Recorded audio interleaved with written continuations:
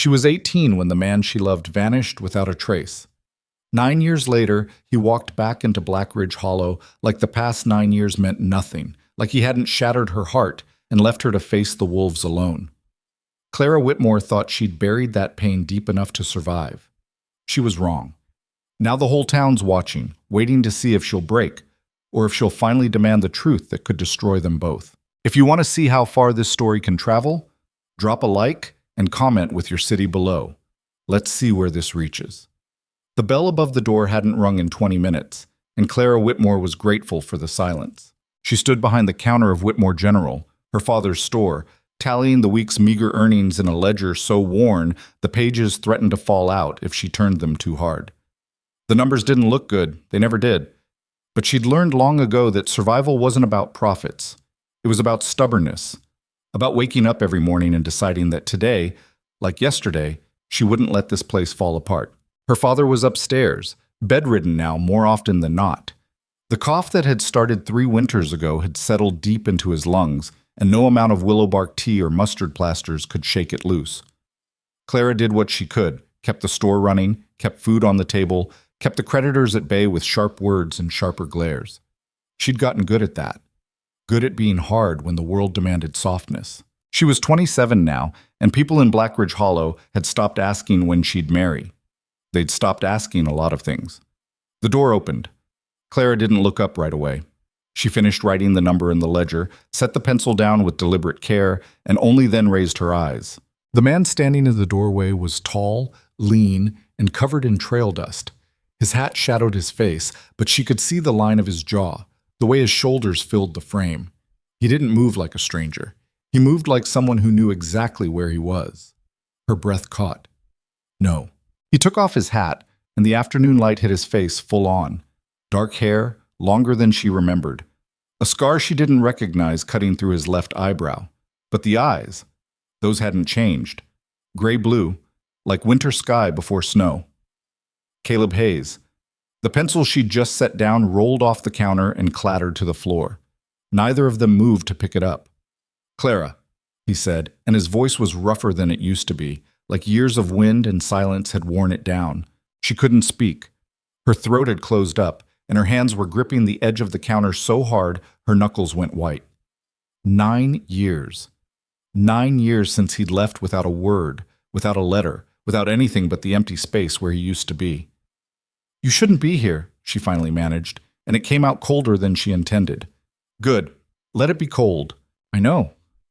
He took a step inside, and she saw the way he hesitated, like he wasn't sure if she'd throw something at him. She wasn't sure either.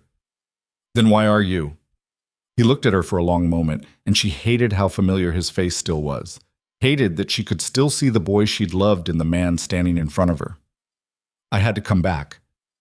Had to. She laughed, and it sounded bitter even to her own ears. 9 years, Caleb. You had to come back now? I didn't know. He stopped, shook his head. "Can we talk, please?" "We are talking. Not here. Not like this.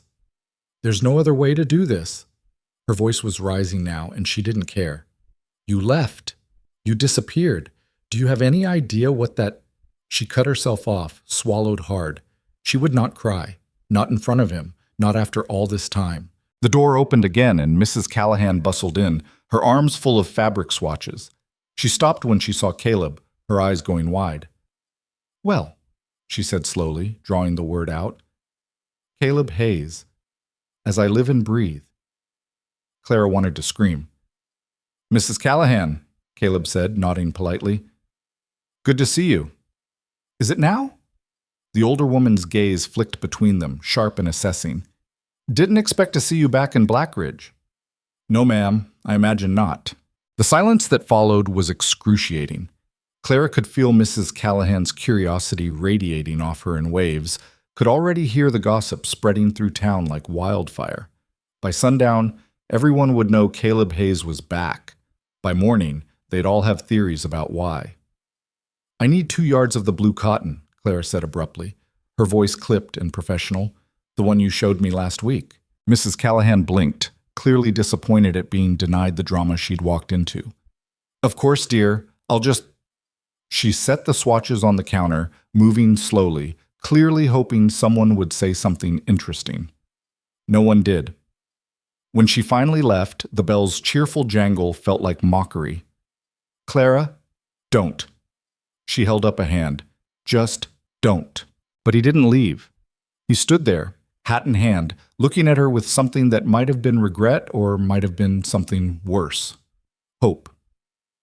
"I'm staying at the boarding house," he said quietly. "If you decide you want to talk, I'll be there." "I won't." "All right." He put his hat back on, and for a second she thought he'd actually leave, actually walk away, and make this easier. But then he paused at the door. "Your father, how is he?" That almost broke her, the fact that he remembered, that he cared enough to ask. "Dying," she said flatly. "Slowly." Something crossed his face, pain, maybe, or guilt. "I'm sorry." "Are you?" The words came out before she could stop them. "Are you really sorry, Caleb? Because sorry doesn't give me back 9 years. Sorry doesn't explain why you left without a word. Sorry doesn't—" The door upstairs creaked open, and she heard her father's shuffling footsteps. "Clara." His voice was weak, raspy. "Who's down there?" She closed her eyes briefly. "Just a customer, Pa. Go back to bed." "Thought I heard—" A coughing fit cut him off, wet and rattling. Clara was already moving, rounding the counter and heading for the stairs. "I'm coming up." When she glanced back, Caleb was gone. Eek. She didn't sleep that night. She lay in her narrow bed, staring at the ceiling and listening to her father's labored breathing through the thin wall. The house was too quiet and too loud all at once. Every creak of the floorboards, every whistle of wind through the gaps in the window frame felt amplified. Caleb was back. The thought kept circling, relentless. She'd spent 9 years building walls around that wound, and he'd walked through the door and torn them down in under 5 minutes. She remembered the day he left. She'd been 18, and they'd had plans, real plans. He'd saved enough to buy a small piece of land just outside town, and they'd talked about building a house there. Nothing fancy, just 4 walls and a roof, but it would be theirs. He'd kissed her in the alley behind the church and promised he'd talk to her father that very week. And then he was gone. No note, no explanation, just gone. She'd waited. 2 days, then a week, then a month. She'd made excuses. Maybe he got hurt. Maybe there was trouble with his family. Maybe he was coming back and just got delayed. But he never came. And eventually the excuses ran out. Her father had found her crying in the stockroom one afternoon, surrounded by crates of canned goods she was supposed to be organizing. He hadn't said much. He wasn't good with words, but he'd put a hand on her shoulder and told her that some men weren't built for staying. She'd believed him. She'd had to. And now Caleb was back, and she didn't know which was worse, the anger or the part of her that still wanted to know why. By noon the next day, the whole town knew. Clara felt their eyes on her when she walked to the post office, heard the whispers when she stopped at the butcher's for soup bones. Blackridge Hollow was small enough that everyone knew everyone's business, and her business had just become the most interesting thing to happen in months. "Heard Caleb Hayes is back," the butcher said as he wrapped her purchase. He wasn't even trying to be subtle. "So I've heard," Clara said coolly. "Staying at the boarding house, they say." "Fascinating." He leaned in slightly, lowering his voice. "You talked to him yet?" "That's none of your concern, Mr. Brennan." He straightened, cleared his throat. "No, ma'am, course not." She paid and left, her jaw tight. It was like this everywhere. At the dry goods store, at the livery, even at the church, where Reverend Michaels stopped her after Sunday service with concern so thick she could taste it. "Clara, my dear," he said, his hand gentle on her arm. "I heard about, well, if you need someone to talk to, I'm fine, Reverend." "Of course. But if that changes, it won't." She extracted herself as politely as she could and walked home with her head high and her heart hammering. The worst part was that she wasn't fine. She was furious and confused and terrified all at once, and she had no idea what to do about any of it. Caleb came back to the store 3 days later. Clara was restocking shelves when the bell rang, and she didn't need to look to know it was him. She could feel it, the shift in the air, the way her pulse jumped. "We're closed," she said without turning around. "Sign says open till 5. I'm making an exception. She heard him sigh. Clara, please, just 5 minutes. 5. Why? She spun to face him, a jar of preserves still in her hand. Why should I give you 5 minutes when you couldn't give me 5 seconds 9 years ago? His face tightened. You're right. You're absolutely right. But I'm asking anyway. You've got nerve, I'll give you that. I know what I did was unforgivable, she cut in. Cruel? Cowardly? Yes. The single word hung between them. All of that. She hadn't expected him to agree. It knocked her off balance, and she hated that he could still do that to her. I didn't leave because I wanted to, he said, and his voice was low, urgent. I need you to know that. Then why did you? He looked at her for a long moment, and she saw something break in his expression. I got a letter, the day before I was supposed to talk to your father. Clara frowned. What letter? From you. He reached into his coat and pulled out a folded piece of paper so worn it looked like it might disintegrate. This letter. He held it out, and she took it with trembling hands. The handwriting was neat, careful, familiar, but not hers. Caleb, I've been trying to find the words to say this, but there's no easy way. I can't marry you. I thought I could, thought I wanted the life you were offering, but I've realized I don't. I care about you, but not enough, not the way you deserve. Please don't make this harder than it is. Don't come by the store, don't ask my father, just go. It's better this way. I'm sorry. Clara. She read it twice, her mind refusing to process what she was seeing. I didn't write this, she whispered. I know that now. You? She looked up sharply. You thought I did? For 9 years you thought I was 22 and stupid, he said, his voice ragged. I believed it because I thought maybe you'd realized I wasn't enough, that you'd figured out you could do better. So you just left? You didn't even ask me? The letter said not to, said it would be easier if I just went. And you listened? Her voice was rising again. You trusted a piece of paper more than you trusted me? I was wrong. He took a step closer. I know I was wrong. But Clara, I swear to you, I thought it was real. I thought you wanted me gone. She stared at him, the letter crumpling in her fist. Who wrote this? I don't know. I've been trying to figure that out since I realized it wasn't from you. When did you realize? A month ago. I ran into Tom Jessup in Denver. You remember him? Used to work at the livery? She nodded numbly. He mentioned you were still running the store, still unmarried, and it didn't make sense. If you'd wanted me gone because you didn't love me, why wouldn't you have moved on? Found someone else? So you came back to check? The bitterness in her voice could have stripped paint. I came back because I needed to know the truth. And because... He stopped, swallowed hard. Because I never stopped. Don't. She cut him off before he could finish. Don't you dare. Clara, get out. Please. I said get out. She threw the letter at him, and it fluttered uselessly to the floor between them. I don't care what you thought. I don't care what you believed. You left me. You broke my heart, and I had to put myself back together alone. So no, you don't get to walk back in here and ask for forgiveness because you finally figured out you made a mistake. He bent down slowly, picked up the letter, and folded it back into his pocket. When he looked at her again, his eyes were glassy. I'm not asking for forgiveness, he said quietly.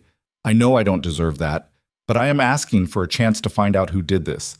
Because whoever wrote this letter didn't just hurt me, Clara. They took 9 years from both of us. She wanted to scream at him, wanted to throw every jar on the shelves, wanted to rage and cry and make him feel even a fraction of what she'd felt. But he was right. Someone had done this. Someone had lied, had forged her handwriting, had torn them apart, and she needed to know who. Fine, she said, her voice shaking. Find out who wrote it, but don't expect me to welcome you with open arms when you do. I won't. And don't come back here unless you have answers. All right. He turned to leave, then paused at the door. For what it's worth, I'm sorry. I'm sorrier than I know how to say. She didn't respond. Couldn't. When the door closed behind him, she sank down behind the counter and finally let herself cry. Mike. The handwriting bothered her. She pulled out the store ledgers, the old receipts, anything with writing on it. She knew the handwriting was familiar, had seen it before, but she couldn't place it. It wasn't hers. That much was obvious up close. The loops were too wide, the slant slightly off. Someone had tried to copy her writing, but hadn't quite managed it. She laid the letter on the counter next to a receipt from 4 years ago and compared them. Different. Then she pulled out a letter her father had written to a supplier. Different again. Who else had access to her writing? Who would have seen enough of it to try to forge it? The answer hit her like a physical blow. Marcus Hale. Marcus had been Caleb's best friend. He'd worked at the store part-time back then, helping her father with inventory and deliveries. He would have seen her writing 100 times, on lists, on notes, on orders, and he'd always been a little too friendly, a little too interested in her. She remembered the way he'd consoled her after Caleb left, how he'd told her that Caleb wasn't worth her tears, that she deserved better, how he'd started coming around more often, offering to help with the store, with her father. She'd thought he was being kind, but what if… No. It was too awful, too deliberate. But the more she thought about it, the more it made sense. Marcus had been there. Marcus had known about their plans. Marcus would have benefited from Caleb being gone. Her hands were shaking as she tucked the letter into her apron pocket. She needed proof, needed to be sure. But if it was Marcus, if he'd done this, she didn't know what she'd do, but she knew it wouldn't be pretty. She found Marcus at the saloon that evening. He was sitting at a corner table, nursing a whiskey and talking to a couple of ranch hands. When he saw her walk in, his face lit up. "Clara!" He stood, gesturing to a chair. "This is a surprise. What brings you? We need to talk." Her voice was flat, cold, alone. The ranch hands exchanged glances and made themselves scarce. Marcus sat back down slowly, his smile fading. "What's this about?" She pulled the letter from her pocket and slammed it on the table. "This." He looked down at it, and she watched his face carefully. Saw the flicker of recognition, the flash of something that might have been guilt. "Where'd you get that?" he asked, but his voice had changed. Less friendly, more guarded. "Caleb gave it to me. Said it's the reason he left." Marcus picked up the letter, scanned it, then set it down. And I didn't write it." "No?" He leaned back in his chair, his expression unreadable. "Then who did?" "You tell me." The silence stretched between them, taut as a wire. "You think I wrote this?" He laughed, but it didn't reach his eyes. "Come on, Clara, why would I?" "Because you wanted him gone." The words came out hard, certain. "Because you wanted me, and he was in the way." He stared at her for a long moment. Then he sighed. "Yeah," he said quietly. "I wrote it." She'd expected denial, expected him to fight, to lie. The admission knocked the wind out of her. "Why?" Her voice cracked. "Because I loved you." He said it like it was obvious. "And he didn't deserve you. He was planning to drag you off to some half-built shack in the middle of nowhere, and you were just going to let him. That was my choice." "Was it?" He leaned forward. "Or were you just too young to know better?" She slapped him. The crack echoed through the saloon, and every conversation stopped. Marcus touched his cheek, his jaw tight. "I deserved that." "You deserve a lot worse." Her voice was shaking. "You took 9 years from me. 9 years, Marcus." "I gave you a chance at a better life," he shot back. "I was here, Clara. I helped you with the store, with your father. Where was Caleb? Out chasing some dream that never panned out anyway. You don't get to decide what's better for me." "No?" He stood, and she saw the anger in his eyes now, raw and ugly. "Then why are you still here? Still alone? Still running that damn store into the ground?" The words hit like knives, and she hated that they hurt. Hated that part of her wondered if he was right. "At least I didn't build my life on a lie," she said. Something in his face shifted, softened. "I know what I did was wrong. I've known it every day for 9 years, but I'm not sorry it brought him back." "What?" "He left, Clara. Letter or not, he left. He could have come back any time, could have checked, could have done anything but disappear. But he didn't. So ask yourself, who's really to blame here?"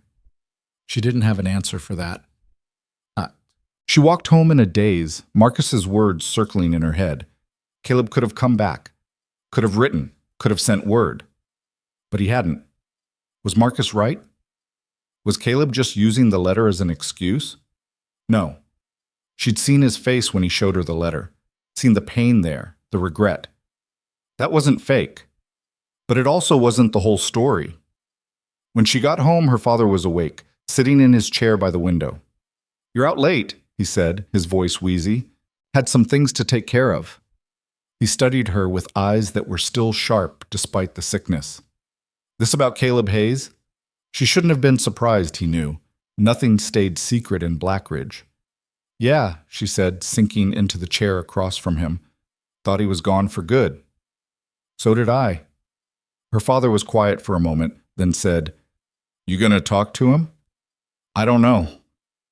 "That boy loved you. Anyone could see it." "Then why'd he leave? Maybe you should ask him." She looked at her father, at the way the lamplight hollowed out his cheeks, made him look older than his years. He'd been a good man, a strong man, but even he'd been broken by loss. First her mother, then the slow decline of everything he'd built. "You think people can come back from something like this?" she asked. He smiled, sad and knowing.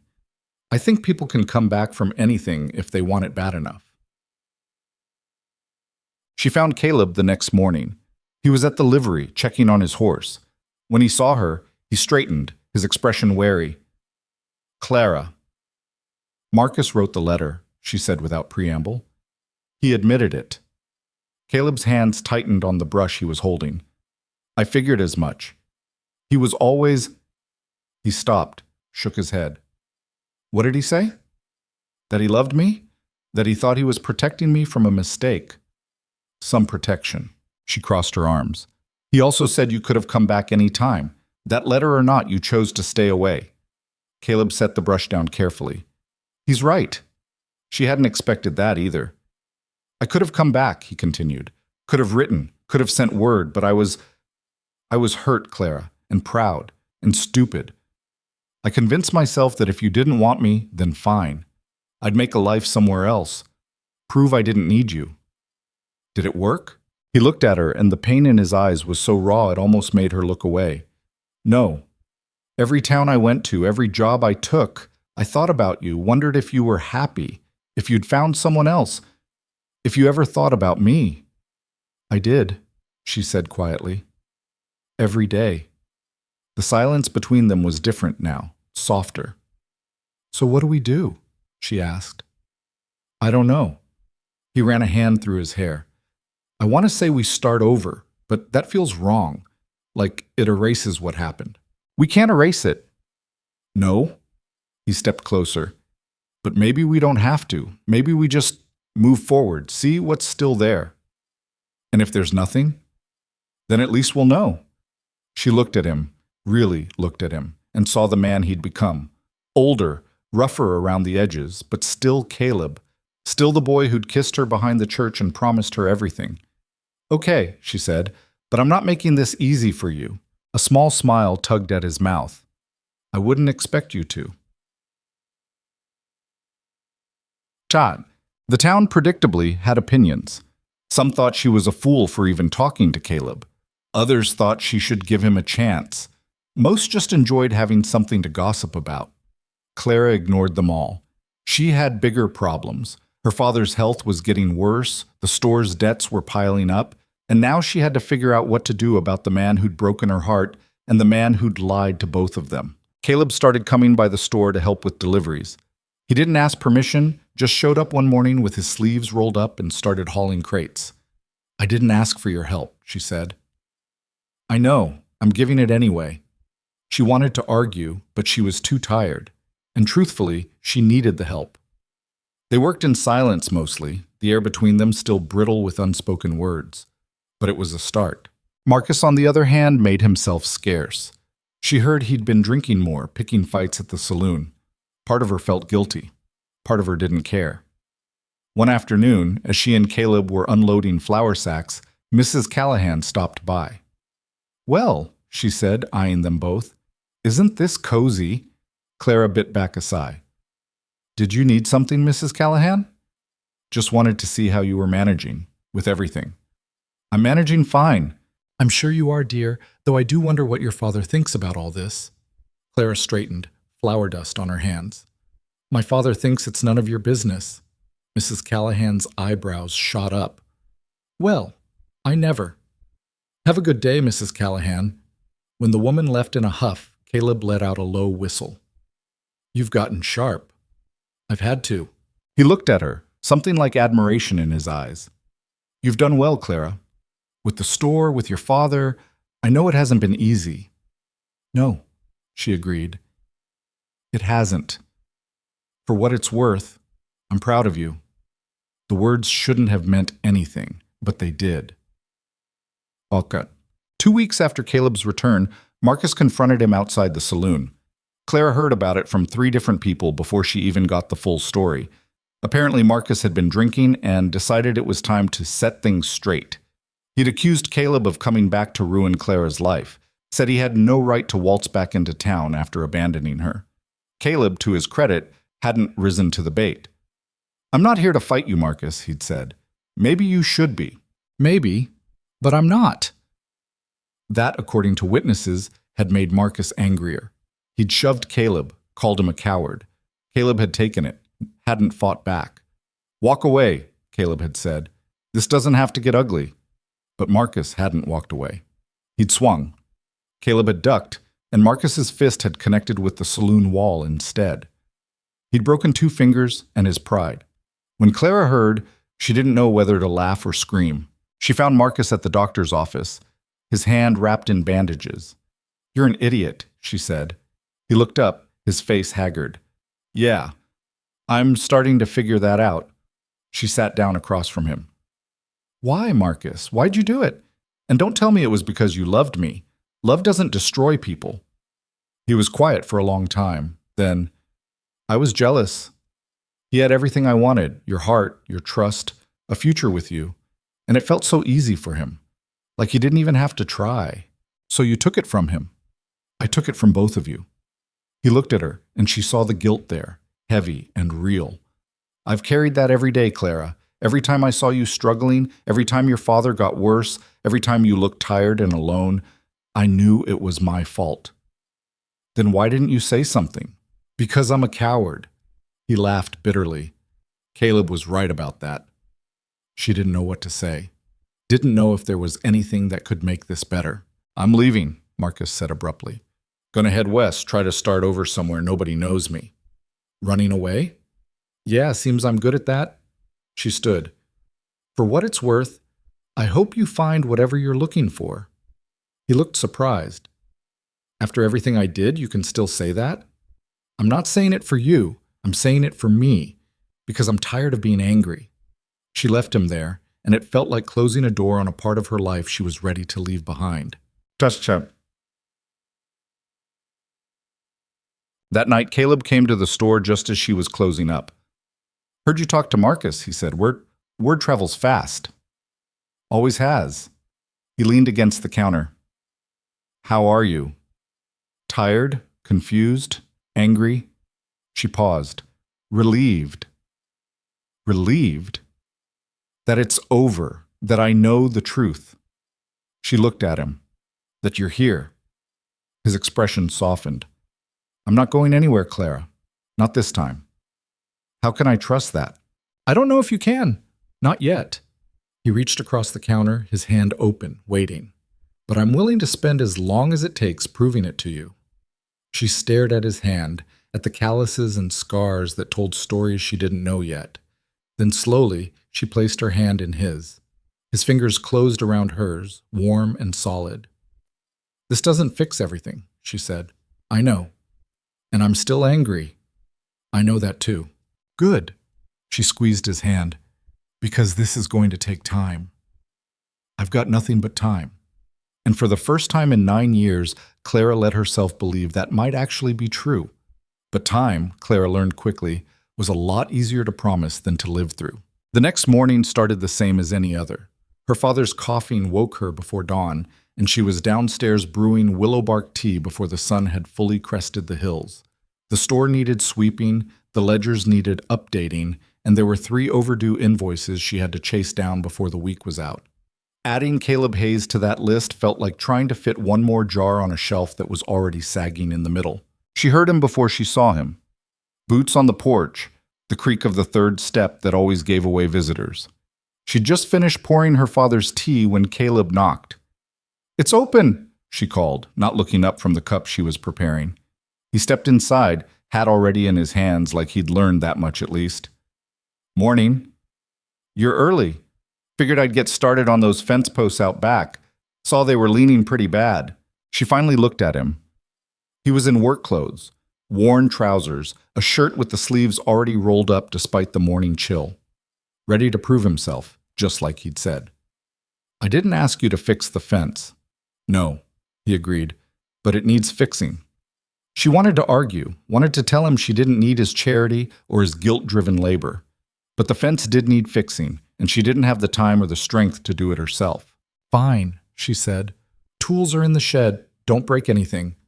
A small smile tugged at his mouth. "Yes, ma'am." He headed out back, and Clara carried the tea upstairs, her jaw tight. This was going to be harder than she thought. Her father was sitting up in bed, looking thinner than he had just a week ago. The sickness was eating him from the inside out, and there wasn't a damn thing she could do about it except make him comfortable and pretend she didn't see the way his hand shook when he lifted the cup.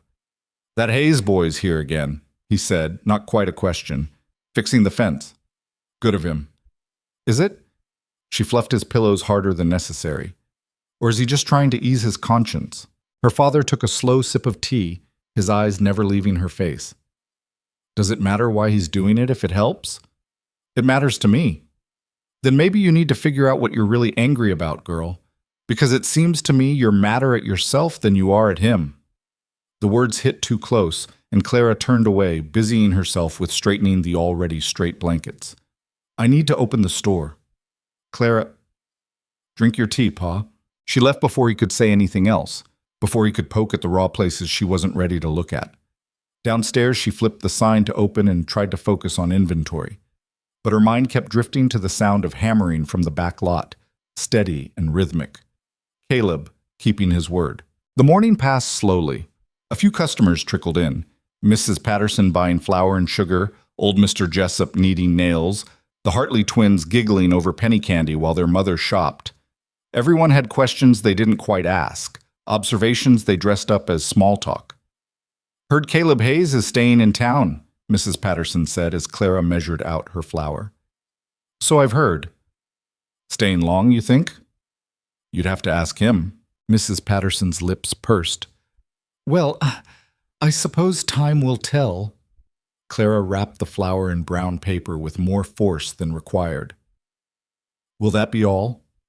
By noon, her patience was worn thin as old muslin. She was contemplating closing early just to escape the parade of nosy questions when Sarah Mitchell walked in, and Clara felt her shoulders relax slightly. Sarah was one of the few people in Blackridge who didn't treat everyone else's business like a Sunday cereal. "You look like you could use a drink," Sarah said by way of greeting. "It's barely past noon." "I meant coffee, but I won't judge if you're thinking of something stronger." Sarah leaned against the counter, her dark eyes warm with understanding. "Heard you've had an interesting week." "That's putting it mildly." "Want to talk about it?"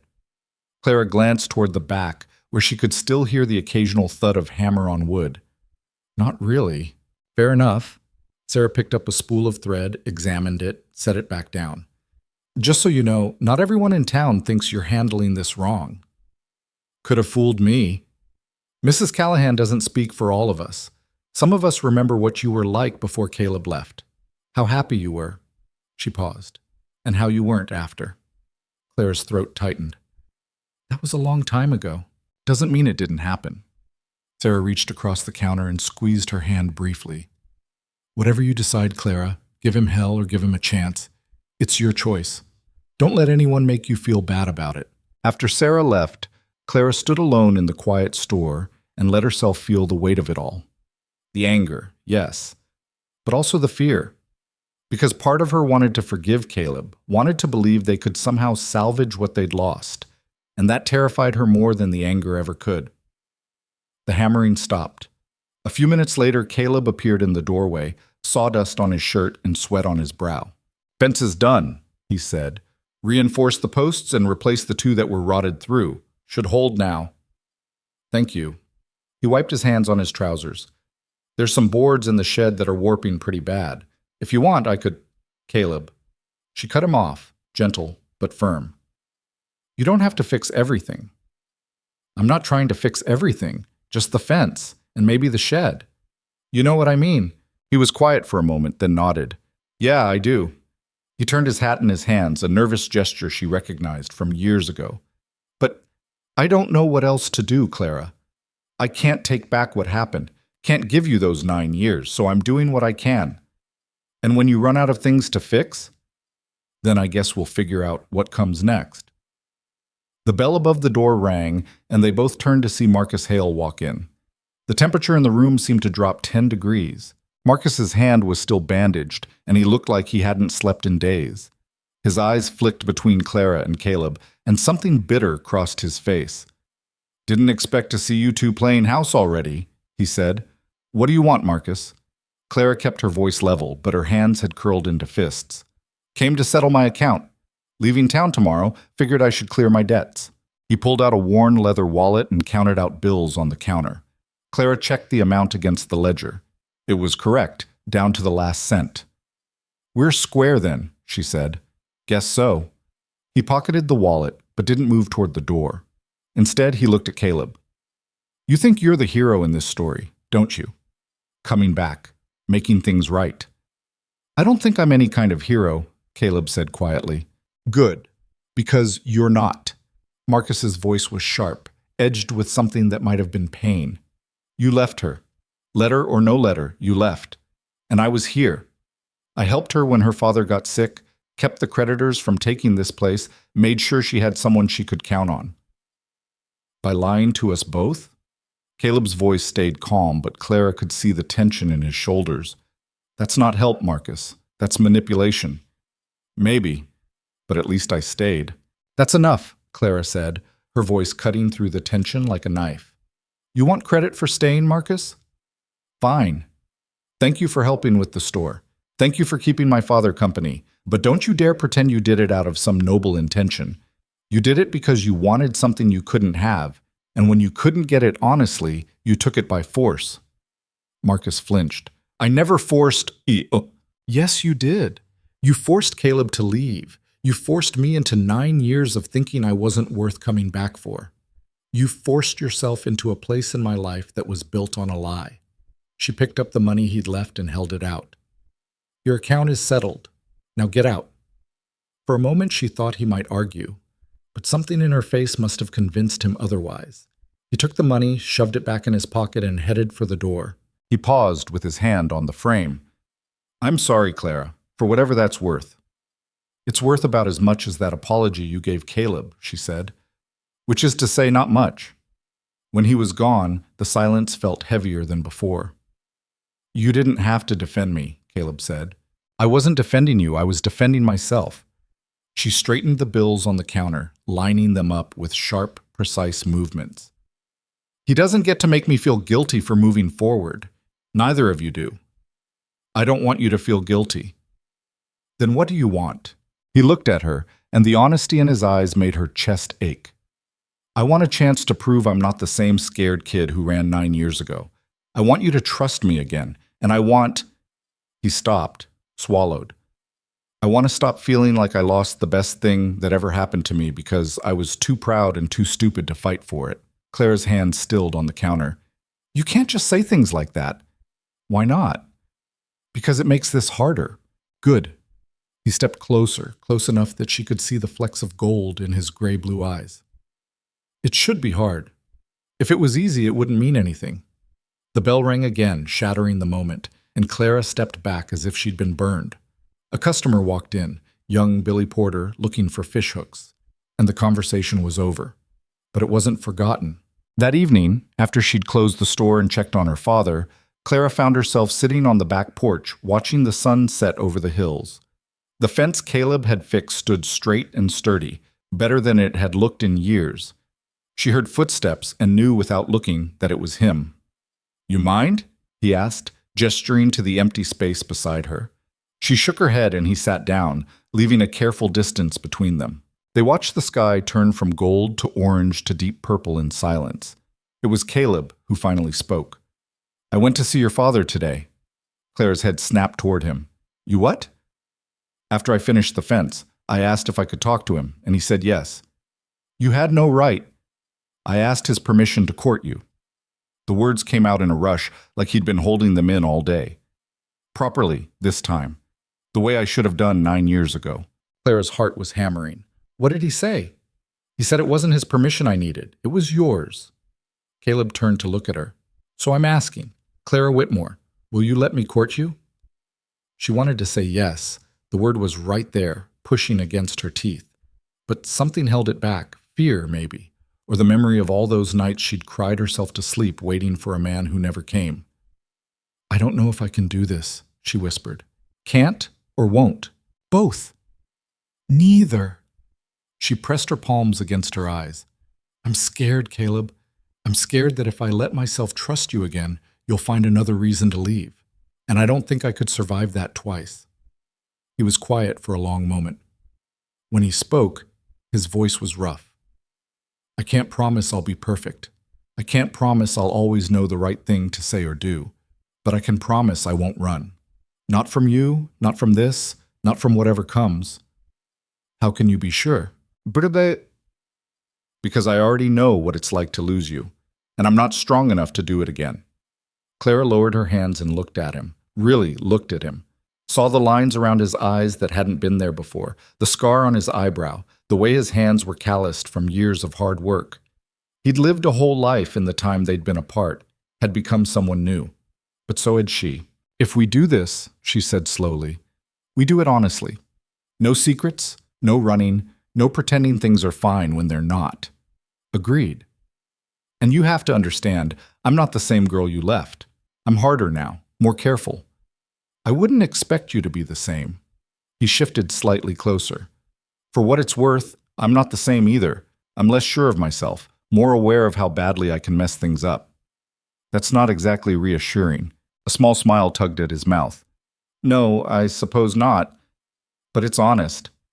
She found herself almost smiling back. "I suppose it is." "So is that a yes?" Clara took a breath, felt it fill her lungs with something that might have been hope or might have been terror. "It's a maybe, which is more than I thought I'd give you." "I'll take it." They sat there as the stars began to appear, one by one, in the darkening sky. Clara didn't reach for his hand, and he didn't reach for hers. But the space between them felt a little less impossible than it had that morning. Progress, she thought, or at least the beginning of it. The next few days fell into an uneasy rhythm. Caleb showed up every morning to help with whatever needed doing, hauling deliveries, fixing broken shelves, chopping wood for the stove. Clara let him, partly because she needed the help, and partly because watching him work was a safer way to get used to his presence than trying to have deep conversations in the middle of her workday. They talked, but carefully, about safe things, the weather, the store's inventory, town gossip that didn't involve them. They were circling each other like wary animals, testing the ground before putting their full weight on it. Clara's father watched it all with knowing eyes and said nothing, which was somehow worse than if he'd offered advice. It was Thursday afternoon when things shifted again. Clara was in the back room organizing stock when she heard raised voices from the front of the store. She recognized one of them immediately, Caleb, but the other took her a moment to place. She pushed through the curtain to find Caleb facing off with Robert Dennison, one of the larger ranch owners in the area. Dennison was a big man, broad-shouldered and used to getting his way, and right now he was red-faced and jabbing a finger in Caleb's direction. "Think you can just waltz back into town and act like nothing happened?" Dennison was saying. "I'm not acting like anything," Caleb replied, his voice level but tight. "I'm just helping Clara with the store." "Helping," Dennison spat the word. "That what they're calling it now?" "Mr. Dennison," Clara said sharply, stepping between them, "is there something I can help you with?" Dennison's eyes flicked to her, and she saw the calculation there. He'd been one of the men who'd tried to buy the store from her father 2 years back, when the debts got bad. Clara had refused, and he hadn't taken it well. "Just making sure you know what you're getting into, Miss Whitmore," he said, his tone dripping with false concern. This man abandoned you once. What makes you think he won't do it again? My personal life is none of your business. It is when it affects business. People are talking, Clara, wondering if you're thinking clearly, wondering if maybe you need guidance. The implication was clear, and it made her blood boil. The only guidance I need is how to get you out of my store. So unless you're here to buy something, the door's right behind you. Dennison's jaw tightened. You're making a mistake. Then it's mine to make. He looked like he wanted to argue, but something in Clara's face must have convinced him otherwise. He turned on his heel and strode out, slamming the door hard enough to make the bell clatter violently. Clara let out a breath she didn't know she'd been holding. You all right? Caleb asked. I'm fine. Just tired of men thinking they know what's best for me. He's not wrong, though. People are talking. Let them talk. She turned to face him. I've been the subject of gossip for 9 years. I'm used to it. Doesn't make it easier. No, she agreed, but it doesn't make it their business either. He studied her for a moment, something like admiration in his expression. You've gotten fierce. I had to. I'm sorry you had to do it alone. The apology caught her off guard, genuine and unadorned. Yeah, well, can't change it now. The door opened again, and this time it was Sarah Mitchell, her arms full of fabric samples. She took one look at their faces and paused. Bad time? No, Clara said, grateful for the interruption. Just got rid of Dennison. Sarah's eyebrows rose. What did he want? To remind me that my choices are apparently up for public debate. That man, Sarah shook her head. Still bitter you wouldn't sell, I take it. Seems like it. Sarah set down her samples and gave Caleb a long, assessing look. You planning on sticking around, Hayes? Yes, ma'am. Good, because if you hurt her again, you'll have more than Robert Dennison to worry about. Caleb actually smiled. Understood. After Sarah left with her thread and a promise to stop by for coffee soon, Clara found herself alone with Caleb again. He was leaning against the counter, his expression thoughtful. What? She asked. Nothing. Just, you've got good people looking out for you. I do. I'm glad. Something in his tone made her look at him more closely. You didn't have that? Wherever you were? He shrugged. Had work friends, people to drink with, play cards with, but not people who'd threaten bodily harm on my behalf. Where were you all those years? It was the first time she'd asked directly. He straightened, surprised. A lot of places. Started in Denver, worked at a sawmill for a while. Then up to Montana, did some ranch work. Spent a year in California trying my hand at mining. That didn't pan out. Eventually ended up in Wyoming, working freight. You move around a lot. Didn't seem like a reason to stay anywhere, he paused. Until Tom Jessup mentioned you were still here, still unmarried. And I couldn't stop thinking, what if I'd been wrong? What if that letter was a lie? So you came back to check. I came back because I had to know. And because, he trailed off, seemed to struggle with the words. Because every woman I met, I compared to you, and none of them ever measured up. Clara's chest tightened. That's not fair. No, it's not. But it's true. She didn't know what to say to that, so she said nothing. Just stood there in her father's store, surrounded by flour and nails and bolts of fabric, and tried to figure out what the hell she was supposed to do with a man who'd broken her heart and was now trying to hand it back in pieces. The silence stretched between them, not quite comfortable but not hostile either. Caleb eventually straightened, reached for his hat. I should go, let you close up. Caleb? He stopped, turned back. Tomorrow, she said. Come for dinner. 6 o'clock. I'll cook. His face brightened in a way that made him look younger, more like the boy she'd fallen for. Yeah? Don't make me regret it. I won't. After he left, Clara stood in the empty store and wondered what the hell she'd just done. Inviting him to dinner felt like stepping off a cliff, trusting that there'd be something to catch her on the way down. But she was tired of being afraid, tired of letting the past dictate her future. So she'd take the leap. And if she fell, well, at least she'd know she tried. That night, she told her father about the dinner invitation. He was having a good day, the cough was less severe, and he'd managed to eat some soup without immediately bringing it back up. About time, he said. Don't start. I'm not starting anything. just saying it's about time. Clara pulled the quilt up over his chest, tucking it in at the edges. I'm scared, Pa. I know you are. He patted her hand with his thin, trembling one. But being scared just means you care. And caring means there's something worth fighting for. What if it doesn't work out? Then it doesn't. But at least you'll know. And that's better than spending the rest of your life wondering. She wanted to argue, to point out all the ways this could go wrong. But her father's eyes were already drifting closed, his breathing evening out into the rhythm of sleep. Clara sat with him for a while, listening to the familiar sounds of the old house settling around them. The creak of wood, the whistle of wind through the eaves, the distant bark of a dog somewhere in town. This was her life, had been for 9 years. And maybe it would be for 9 more. But maybe, just maybe, it could be something different. Something more. She wouldn't know unless she tried. Friday arrived too fast and too slow all at once. Clara spent the morning in a state of nervous energy, second-guessing everything. What should she cook? What should she wear? Should she set the table in the dining room or keep it casual in the kitchen? By noon, she'd talked herself in and out of canceling at least 3 times. You're being ridiculous, she told herself out loud, standing in the middle of the store with a can of peaches in one hand and a bag of rice in the other. Talking to yourself now? Sarah had appeared in the doorway, grinning. That's a good sign. I invited Caleb to dinner. I know. Whole town knows. Clara groaned. Of course they do. Don't worry about them. Worry about what you're going to cook. Sarah came in, closing the door behind her. Please tell me you're not planning on serving him canned peaches and rice. I was thinking stew. Good. Men like stew. Shows you put in effort without being too fancy. Sarah pulled off her gloves. Now, what are you wearing? Does it matter? Clara Whitmore, do not tell me you're planning to greet that man in the same dress you've been wearing all day with flour dust on the hem. It's just dinner. It's not just dinner, and you know it. Sarah's expression softened. This is you deciding whether to let him back in. That deserves your good dress and maybe a ribbon in your hair. Clara felt her throat tighten. What if I'm making a mistake?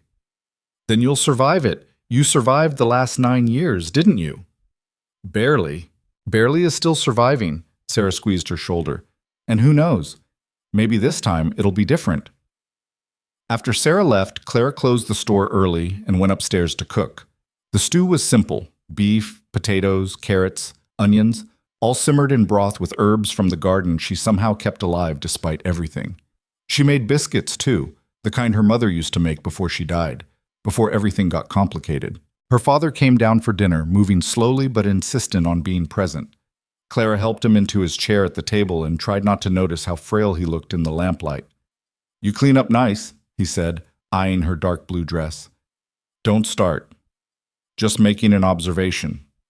The knock came at exactly 6 o'clock. Clara wiped her hands on her apron, took it off, smoothed her dress, and went to answer the door. Caleb stood on the porch, hat in hand, looking almost as nervous as she felt. He'd cleaned up too, fresh shirt, hair combed back, boots polished. Evening, he said. Evening. She stepped back. Come in. He followed her to the kitchen, where her father was already seated. The 2 men exchanged nods, a whole conversation happening in that simple gesture.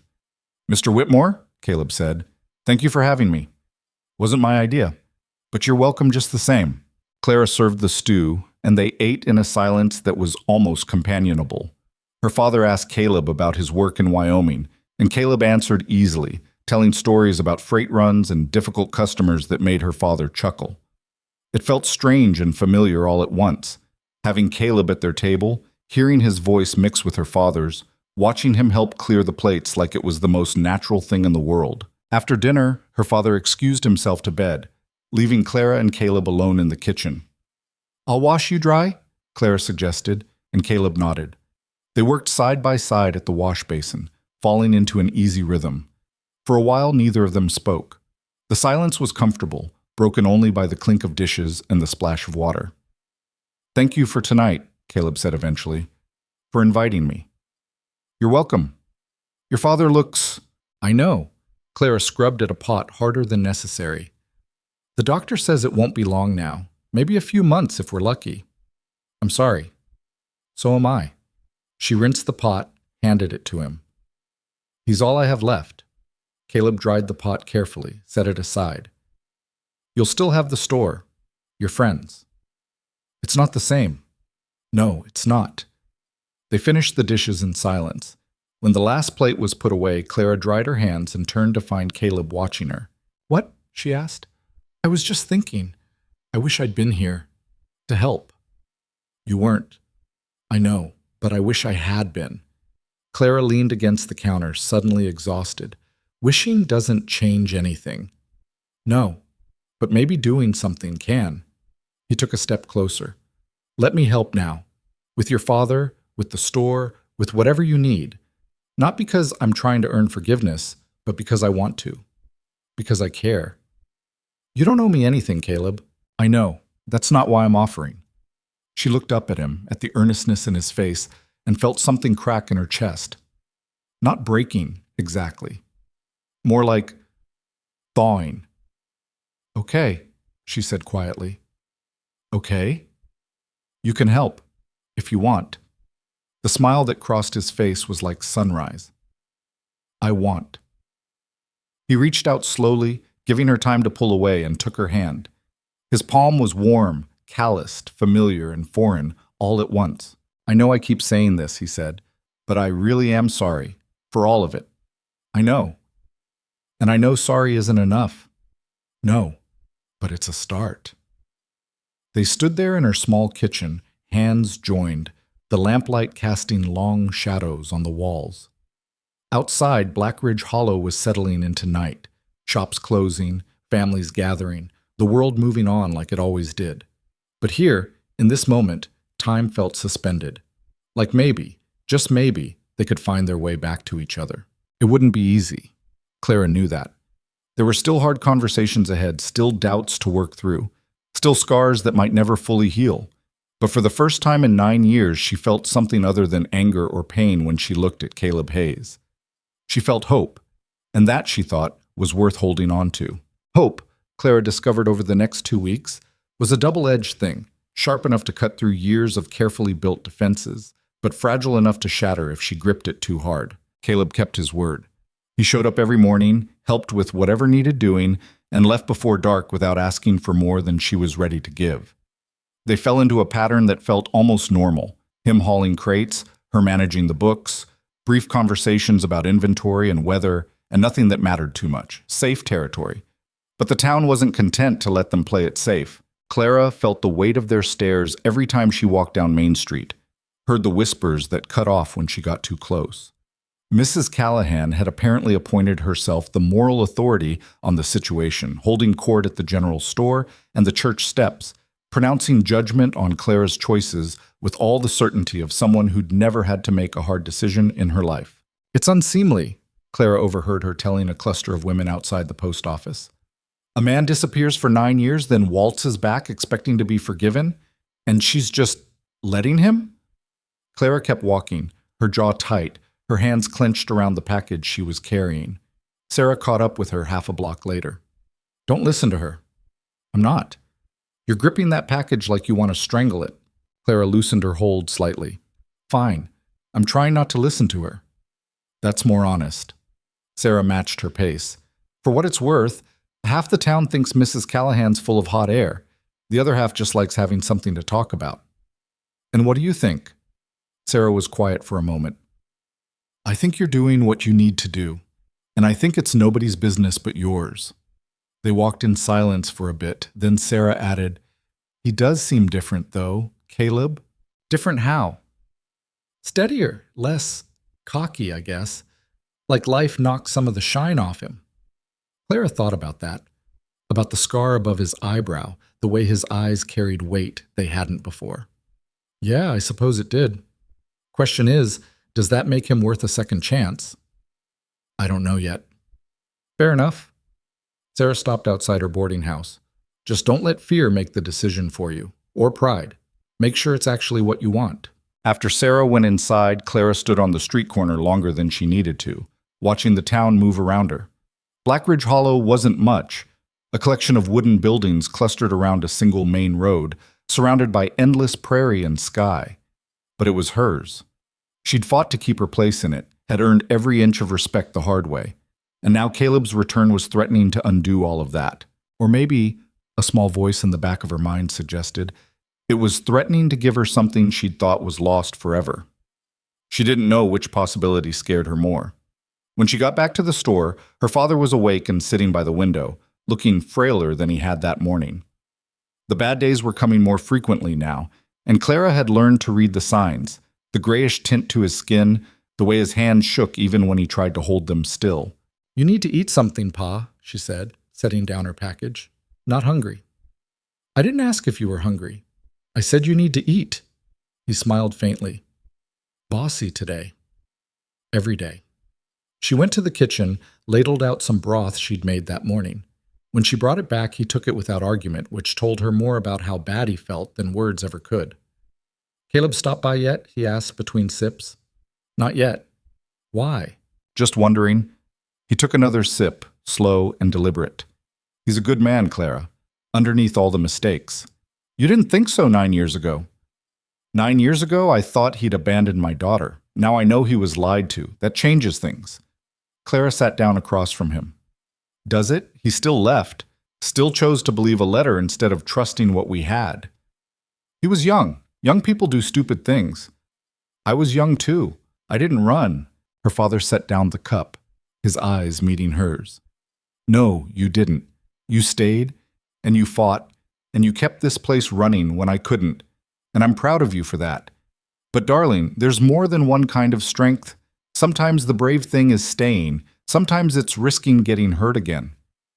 Clara felt her throat tighten. "What if I can't? What if I try and it just breaks me? Then you'll heal, same as you did before." He reached out, took her hand in his papery one. "But I think you're stronger than you give yourself credit for.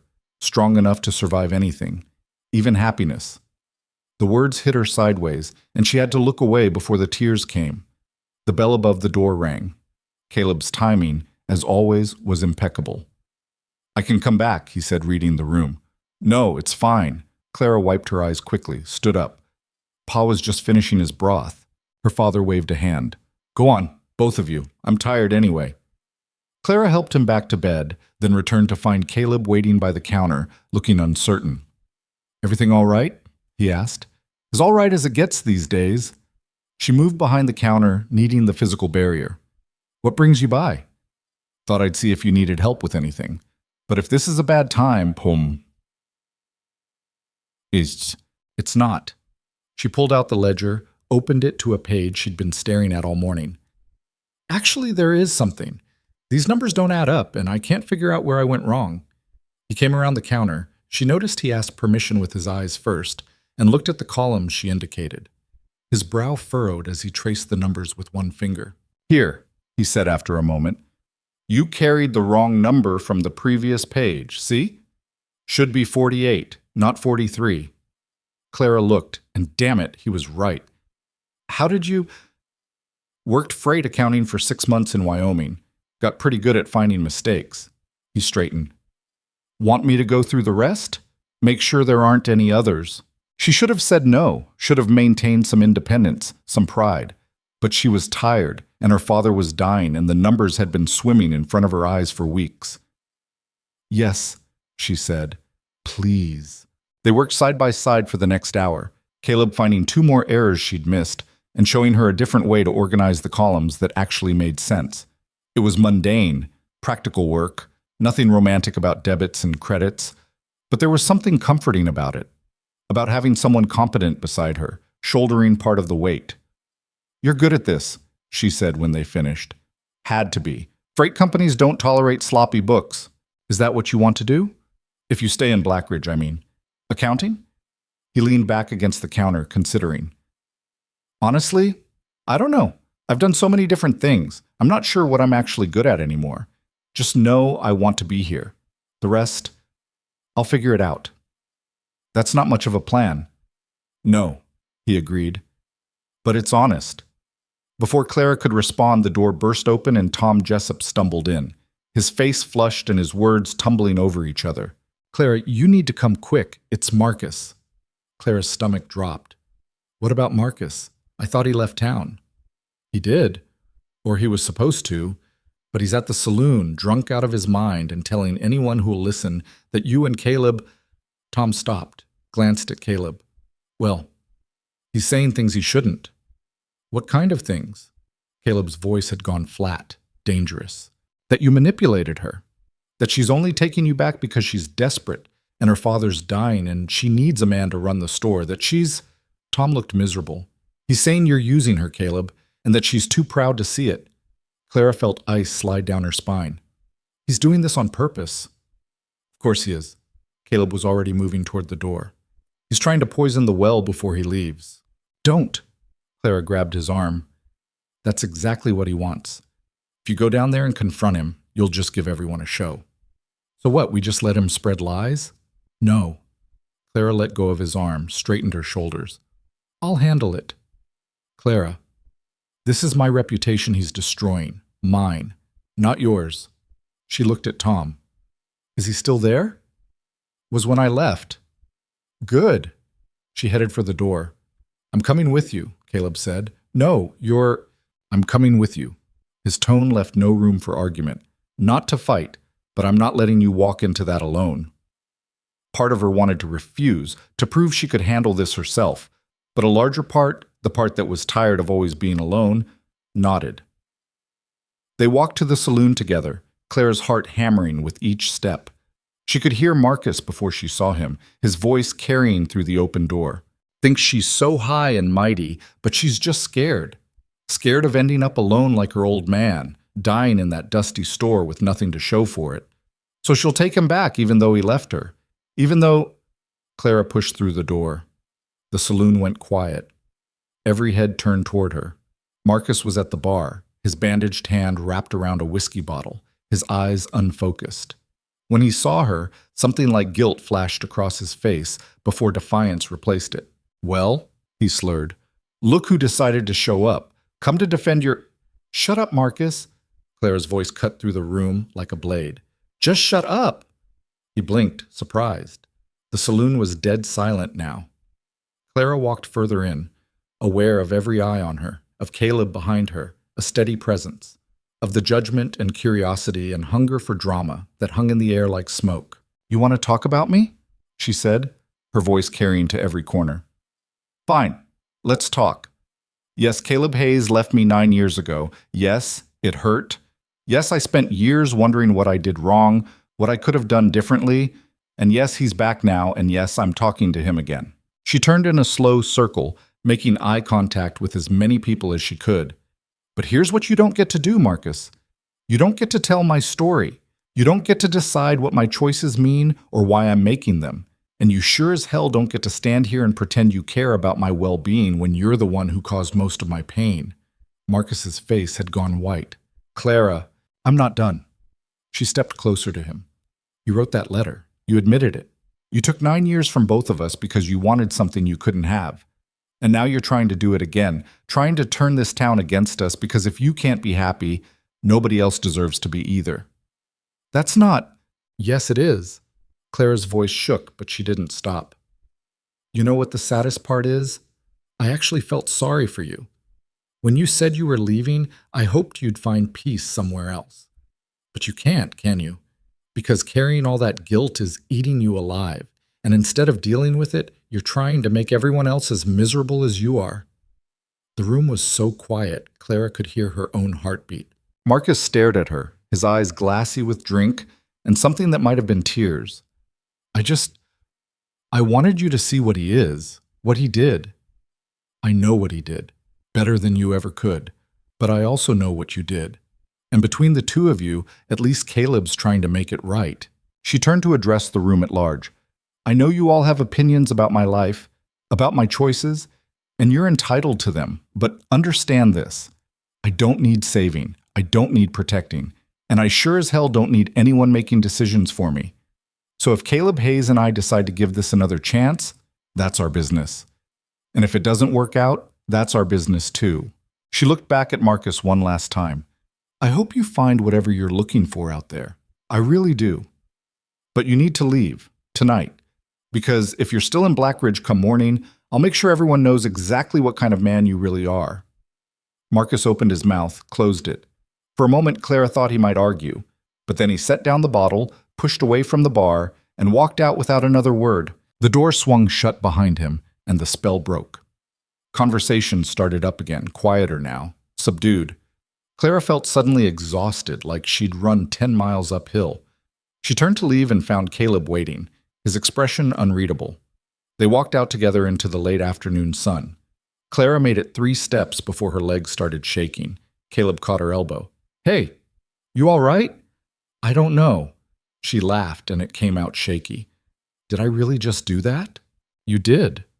There was something like awe in his voice. "That was... Clara, that was incredible."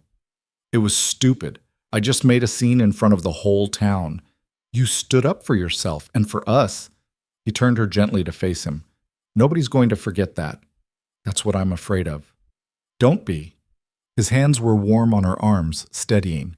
"You showed them exactly who you are. Someone who doesn't back down. Someone who fights for what matters." Clara looked up at him, saw the pride and something deeper in his eyes. "I'm still shaking." "I know. Come on, let's get you home." They walked back to the store in silence, but it was different than before. Something had shifted. Not fixed, not healed, but changed. Clara had drawn a line in the sand, and Caleb had stood behind it with her. That meant something. When they reached the store, her father was asleep upstairs.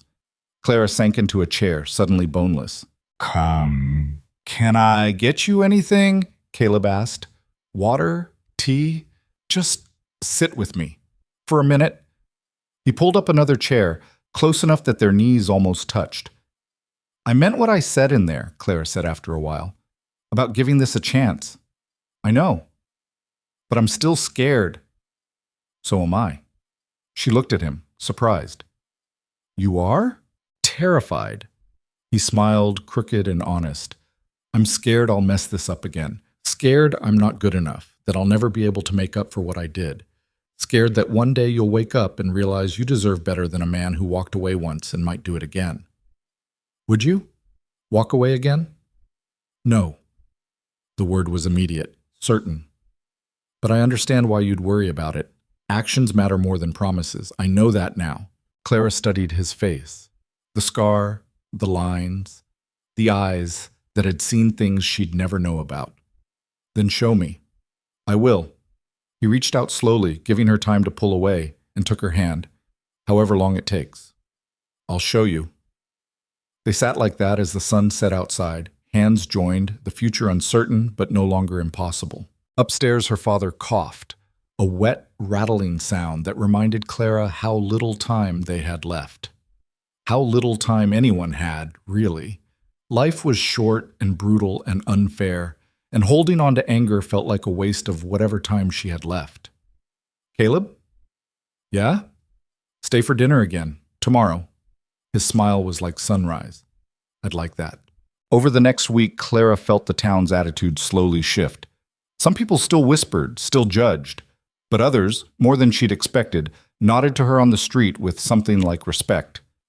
Sarah reported that even Mrs. Callahan had grudgingly admitted that Clara had handled that Marcus situation with appropriate firmness. "High praise coming from her," Sarah said, grinning. Clara was just glad to have one less thing to worry about. Her father's health continued to decline. The good days became fewer, the bad days longer and harder. Caleb helped without being asked, sitting with him while Clara ran the store, reading to him from the newspaper, playing chess on the days when his hands were steady enough to move the pieces. Clara watched them together and saw something she hadn't expected. Her father was teaching Caleb things.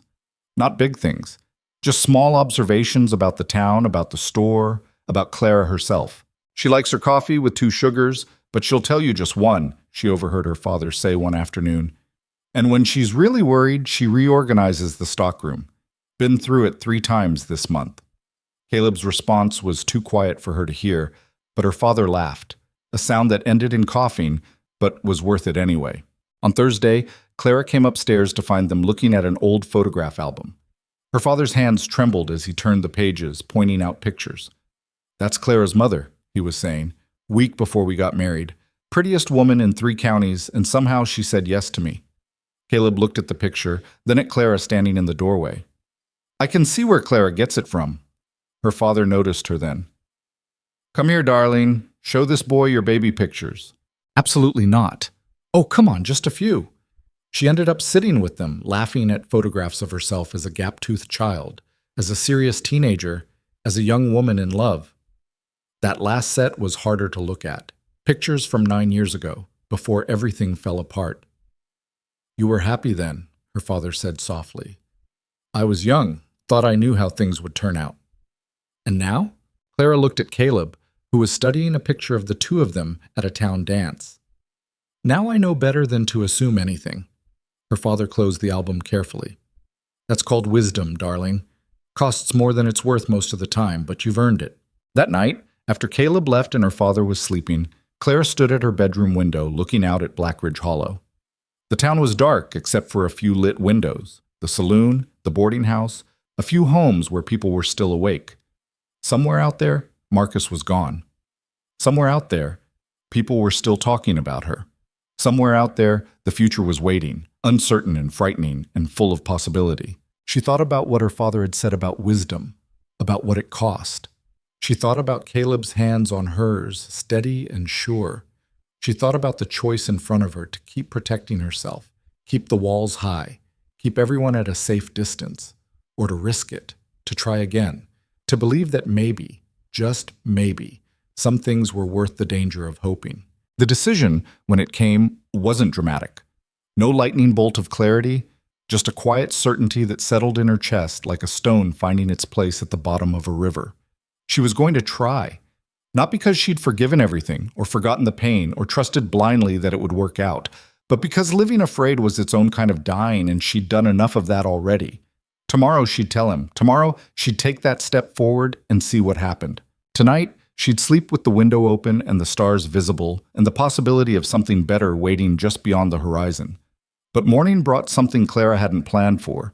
Her father collapsed before she could even get downstairs. She found him at the base of the staircase, his breathing shallow and his skin the color of old parchment. He must have tried to come down on his own, must have lost his balance halfway. Pa! Clara dropped to her knees beside him, her hands shaking as she checked for broken bones. Can you hear me? His eyes fluttered open, unfocused. Clara? I'm here. Don't move. I'm going to get the doctor. No. His hand caught hers weakly. No, doctor. Just help me to bed. You might have broken something. I didn't. Just lost my strength for a minute. He tried to sit up and couldn't manage it. The fear in his eyes was worse than any injury. Clara got her arms under his shoulders and half carried, half dragged him back upstairs. He weighed almost nothing, all bone and papery skin, and that terrified her more than the fall itself. When had he gotten this light? When had she stopped noticing? She got him into bed, pulled the quilts up, pressed a hand to his forehead. No fever, but his breathing was labored, each inhale a struggle. I'll make you some tea, she said, trying to keep her voice steady. Clara. His hand found hers again. We need to talk. After you rest, now. The firmness in his voice was so unexpected it stopped her. Sit down. She sat on the edge of the bed, still holding his hand. I'm dying, he said simply. We both know it. Might be days, might be a few weeks if I'm stubborn enough, but it's coming. Pa, don't. Let me finish. He took a wheezing breath. The store, the house, it's all paid for. Barely, but paid. It's yours when I'm gone. But Clara, you can't run it alone. Not forever. I've been doing it for years. You've been surviving. That's different than living. His eyes met hers, clear despite the pain. Caleb loves you. Anyone with eyes can see it, and you love him too, even if you're too scared to admit it yet. Clara's throat was too tight to speak. Don't waste time, her father continued. Don't waste it being angry or proud or afraid. Life's too damn short. I learned that when your mother died, and I'm telling you now, grab whatever happiness you can find and hold on tight. What if it doesn't work out? Then it doesn't, but at least you'll have tried. He squeezed her hand with what little strength he had left. Promise me you'll try. I promise. He smiled and some of the tension left his face. Good girl. Now go get that boy. Tell him I need to see him. Pa, you should rest. I'll rest when I'm dead. Go on. Clara went, her legs unsteady beneath her. She found Caleb at the boarding house, just finishing breakfast. One look at her face, and he was on his feet. What happened? My father, he fell. He's asking for you. They practically ran back to the store. Clara waited downstairs while Caleb went up, giving them privacy for whatever her father wanted to say. She paced the floor, reorganizing shelves that didn't need it, her mind racing. When Caleb came back down 20 minutes later, his eyes were red. What did he say? Clara asked. Caleb sat down heavily in one of the chairs, rubbing his face. He told me I was an idiot for leaving, that if I hurt you again, he'd haunt me from the grave. And then his voice cracked. He gave me his blessing, said he'd be honored to call me his son. Clara felt tears start to fall and didn't try to stop them. He's saying goodbye. I know. Caleb stood, crossed to her, pulled her into his arms. She went stiffly at first, then let herself lean into him, let herself take comfort from his solid warmth. I'm so sorry, Clara. He's been dying for months. I thought I was ready. Nobody's ever ready. They stood there in the empty store, holding each other, while upstairs her father fought for every breath. Clara thought about all the conversations she'd meant to have with him, all the things she'd assumed there'd be time for later. Later was running out. I should go back up, she said. I'll stay down here. Mind the store. You don't have to. I want to. She nodded, pulled away, and climbed the stairs on legs that felt like lead. Her father lasted 3 more days. 3 days of Clara barely leaving his side, of spooning broth between his lips and reading to him from the newspaper and pretending she didn't notice how each breath came harder than the last. Caleb kept the store running, brought meals she mostly didn't eat, sat with her father when she finally had to sleep.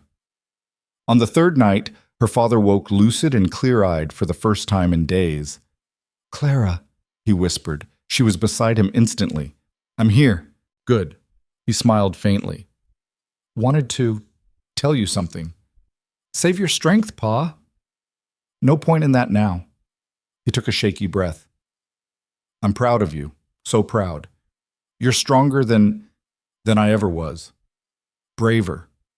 That's not true. It is. You survived when I would have crumbled. You kept going when... Another breath, wet and rattling. When I wanted to give up, after your mother... You're the only reason I kept breathing. Clara was crying openly now. Please don't go. Can't help it, darling. But listen, I'm not scared. I'll see your mother again. Been missing her for so long. I'll miss you. I know, but you won't be alone. You've got Caleb now and Sarah and a whole town that respects you, even if they're too stubborn to always show it. His hand found hers one last time. Be happy, Clara. That's all I want. Just be happy. I'll try. Good. His eyes drifted closed. That's my girl. He took 3 more breaths, each one slower than the last, and then he was gone. Clara sat there in the lamplight, holding her father's still warm hand, and felt the world tilt sideways. He was gone. The man who'd raised her, who'd taught her to be strong, who'd held this store together with sheer stubbornness, gone. She didn't know how long she sat there before Caleb appeared in the doorway. Clara? His voice was soft, careful. He's gone. Caleb came in, looked at her father's peaceful face, and bowed his head briefly. Then he gently took Clara's shoulders. Come on, I should wash him, prepare him properly. Not alone. I'll help. Together, they washed her father's body, dressed him in his good suit, combed his hair the way he'd always worn it. It was intimate and awful and somehow right, this final act of care. Clara's hands shook the whole time, but Caleb's were steady, and between them they got it done. The funeral was 2 days later. It seemed like the whole town turned out, people who'd done business with her father over the years, people who just knew Clara and wanted to show support. Sarah stood on one side of her at the graveside, Caleb on the other. Reverend Michaels said words about eternal rest and reunion and faith. Clara barely heard them. She was watching them lower her father's coffin into the ground, watching the last piece of her childhood disappear beneath prairie dirt. When it was over, people filed by with condolences and casseroles and promises to help however they could. Mrs. Callahan even managed something almost kind. Your father was a good man, she said. And he raised a good daughter. Clara nodded, unable to speak. Robert Dennison stopped by too, surprising her. If you need help with the store, Miss Whitmore, arrangements for running it, or if you're thinking of selling— She's not selling, Caleb said, his voice quiet but firm. Dennison looked between them. I see. Well, the offer stands should circumstances change. After everyone left, Clara stood alone at the graveside while Sarah and Caleb gave her space. She looked at the fresh-turned earth, at the simple wooden marker that would do until they could afford a proper stone. I'm going to try, Pa, she said to the ground. Like I promised. I'm going to try to be happy. The wind picked up, rustling the grass, and for a moment Clara could almost believe it was her father answering. That night, back at the now empty house, Clara walked through rooms that felt too quiet. Her father's chair sat vacant by the window. His pipe rested on the side table, still smelling faintly of tobacco. His presence was everywhere and nowhere, and Clara didn't know how to exist in a world that didn't have him in it. She found herself in the kitchen, staring at the stove, unable to remember if she'd meant to make tea or just stood up to move. Her mind felt like fog, thick and directionless. A knock at the door. Caleb, probably. He'd been checking on her every few hours since the funeral. She opened it to find him standing there with a covered basket. Sarah sent food, he said. She didn't think you'd eat unless someone made you. She's probably right. Clara stepped back to let him in. He set the basket on the table, started unpacking it. Bread, cheese, some kind of stew still warm in a jar. The sight of it made Clara's stomach turn. I can't, she said. You need to eat something. I know, I just can't. Caleb studied her face, then set down the jar. All right, then we'll just sit. They sat at the kitchen table in silence. Clara stared at the wood grain, tracing patterns with her eyes. Caleb just waited, patient and steady.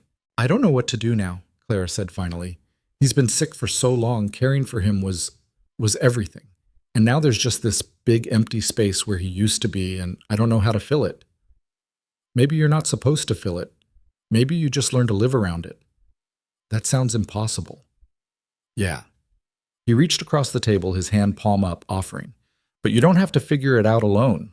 Clara looked at his hand, scarred, strong, waiting. All those weeks of him proving himself, of showing up day after day, of standing beside her even when she couldn't stand herself. He'd earned this, earned the right to be here, to help carry this weight. She put her hand in his. I'm a mess right now, she said. I don't know when I'll be better, normal again. There's no timeline for grief, Clara. You take whatever time you need. And you'll just wait? I'll be here, however long it takes. His thumb traced circles on the back of her hand. I'm not going anywhere. She believed him. That was the surprising part. After everything, all the doubt and fear and anger, she actually believed him. Thank you, she whispered. They sat like that until the candle burned low and the stew went cold. Then Caleb walked her upstairs, made sure she got into bed, and let himself out. Clara heard his boots on the stairs, the quiet click of the door, and then silence. For the first time in 3 days, she slept. The next few weeks blurred together. Clara opened the store because she didn't know what else to do. Because routine was the only thing keeping her upright. Customers were gentle with her, speaking softly, not lingering too long. Sales dropped. People were giving her space, but she managed to keep the doors open. Caleb was there every day. He didn't ask permission anymore, just showed up and did what needed doing. Fixed a leak in the roof, reorganized the stockroom the way Clara liked it, handled deliveries and difficult customers, and the 1,000 small tasks that running a store required. At night, he'd walk her home, make sure she ate something, and then leave before dark. Proper and respectful, giving her space to grieve but never leaving her completely alone. Sarah visited often, bringing food and gossip and normalcy. She didn't try to cheer Clara up or tell her everything would be fine. She just sat with her, let her cry when she needed to, and made terrible jokes when the silence got too heavy. You know what your father would say if he could see you moping around like this? Sarah said one afternoon. What? He'd tell you to stop wasting daylight and get back to work. Clara laughed despite herself. He would, wouldn't he? Absolutely. Man had no patience for wallowing. Sarah poured them both more tea. Which isn't to say you should just get over it. Grief isn't something you get over, but maybe you could start letting yourself feel something other than sad. Like what? I don't know. Angry? Relieved that he's not suffering anymore? Grateful for the time you had? Sarah paused. Maybe even a little bit happy about your stubborn cowboy who keeps showing up? Clara felt her cheeks warm. He's not my cowboy. Sure he's not. That's why he looks at you like you hung the moon, and why you check the door every 5 minutes to see if he's here yet. I do not. You absolutely do, Sarah grinned. And there's nothing wrong with that, Clara. Your father wanted you to be happy. Maybe it's time you let yourself try. After Sarah left, Clara thought about that. About happiness. It felt wrong somehow, like she didn't deserve it this soon after her father's death. But then she remembered what he'd said. Don't waste time. Grab whatever happiness you can find. When Caleb came by that evening, Clara was waiting on the porch. Everything all right? He asked, his brow furrowing with concern. I was thinking, she said, about what happens next. Next? With us. She stood up, smoothed her skirt with nervous hands. You've been patient, more patient than I probably deserved, and I keep waiting to feel ready, to feel like I've grieved enough to move forward. But I don't think that moment's coming. I think I just have to decide.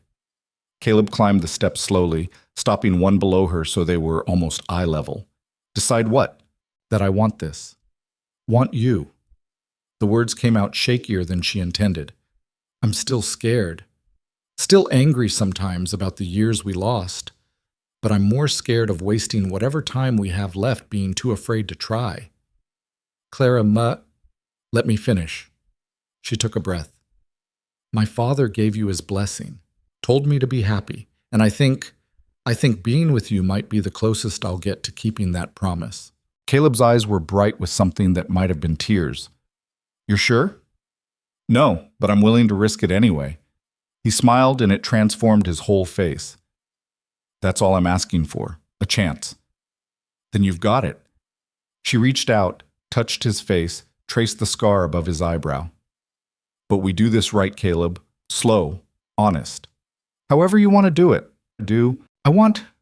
She paused, figuring out what she actually wanted. I want you to court me properly. Call on me, take me to town events, let people see we're serious about this. I can do that. And I want you to tell me about those 9 years, not all at once, but eventually. I want to know who you became while we were apart. All right.